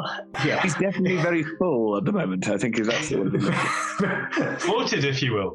Veracity's healing magic is warm and tingly. Veracity's healing magic is to function like the rest of Veracity, which is there's a lot of it in great volumes. Yeah. Generously shared, and then having done that, Sparky, Veracity will beckon Sparky over and hold her arms out, and Sparky will congeal back inside. That's fascinating thing to see. I feel much better now. Thank you very much. You're welcome. That was fun. Let's do that again. No. I think that let's not have that happen again. Well, let us defend ourselves if any more of them come along, but let's hope none do. Can I just check my bag? Yeah. I just want to check that everything's still in there. Everything is as it should be. This does not appear to be a snatch and grab in any way. Just checking. People said that. I want to come back to, and she's kind of pointing at Veracity, having just witnessed this wax thing. I want to come back to this at some point because that is fascinating. But now there was something. I woke up and the lights, that wasn't it. And I heard, and she points at Viorica and 355. You were saying things, but it wasn't that. Scream. Somebody screamed. Who screamed? Yes, they did. Oh, we should go find them. I assumed that was Viorica. Right. I believe that might have been the members of the crew who were attacked. But are they we should okay? Investigate. Well, yes, let's find them. Not all of them. Some got quite badly injured. Oh, well, where were they? I didn't see them. I believe they are still below deck. Well, let's go. Ed, you going to say something? Question. So when the sort of psychic claw went through me, if you see what I mean, when the psychic claw went through me, if you see what I mean, what did I? How'd you put it? Was there any? Did I get any sound from it? Did I get any sort of information? Not specifically. No, it was something. It was like a weaponized feeling of dread, something horrible. Oh, yeah. Just. Okay, cool. So it wasn't as if it screamed anything in my ear or anything like that. I couldn't get it. No, it wasn't a literal sound. It was very much felt, not heard. Quickly, that's what I was imagining. Taking account of the crew, the crew member you saw injured on the lower deck is in need of medical attention, which you can administer and help if you wish. But the crew are seeing to that. The one on the lowest deck is one of the crew members who appears to have just died. Like there's no visible wounds on their body. I mean, you know what did it. You saw what did it. Yeah. But actually, he's dead. Yes, they appear to have expired in the interim. We can pick that up next time because we are out of time for today. Cool. Thank you all so much. Thank you, lovely players. Thank you, lovely audience, for watching and enjoying this with us. We are here every Monday now for the next, I think, 10 more weeks after this, from 6 to 9 p.m. UK time on Mondays, as I said. We also have another show running at the moment. It will be Agents of the Nine Hells Redux on Tuesdays, 7 to 10 p.m. UK. Check that out. It's going to be really fun. we are on Twitch. You're already here, so you probably know what that is. But all of our other socials are on the same address. We're all together RPG. Twitch.com, all those YouTube, Twitter, Instagram. We are also on Patreon. Patreon.com/RollTogetherRPG, where you can join our growing D20 club, support the show, support everything we do, and help us build towards the community Discord and other fun things we plan to do with that in the future. Thank you again to our lovely sponsors, Hero Forge, Ultra Pro, and our supporters, Idle Champions, Level Up at Dice, and Zabby.com. We're still the Ultra Pro thing we're giving away. It should still be. You've still got just a brief few seconds in the chat to go and participate and try and grab one of those things. And I think that's everything. Thank you again to the lovely players, and we'll see you next week for another episode of Seekers of Elturel Buried. Folks. Thank you. Thanks. Bye.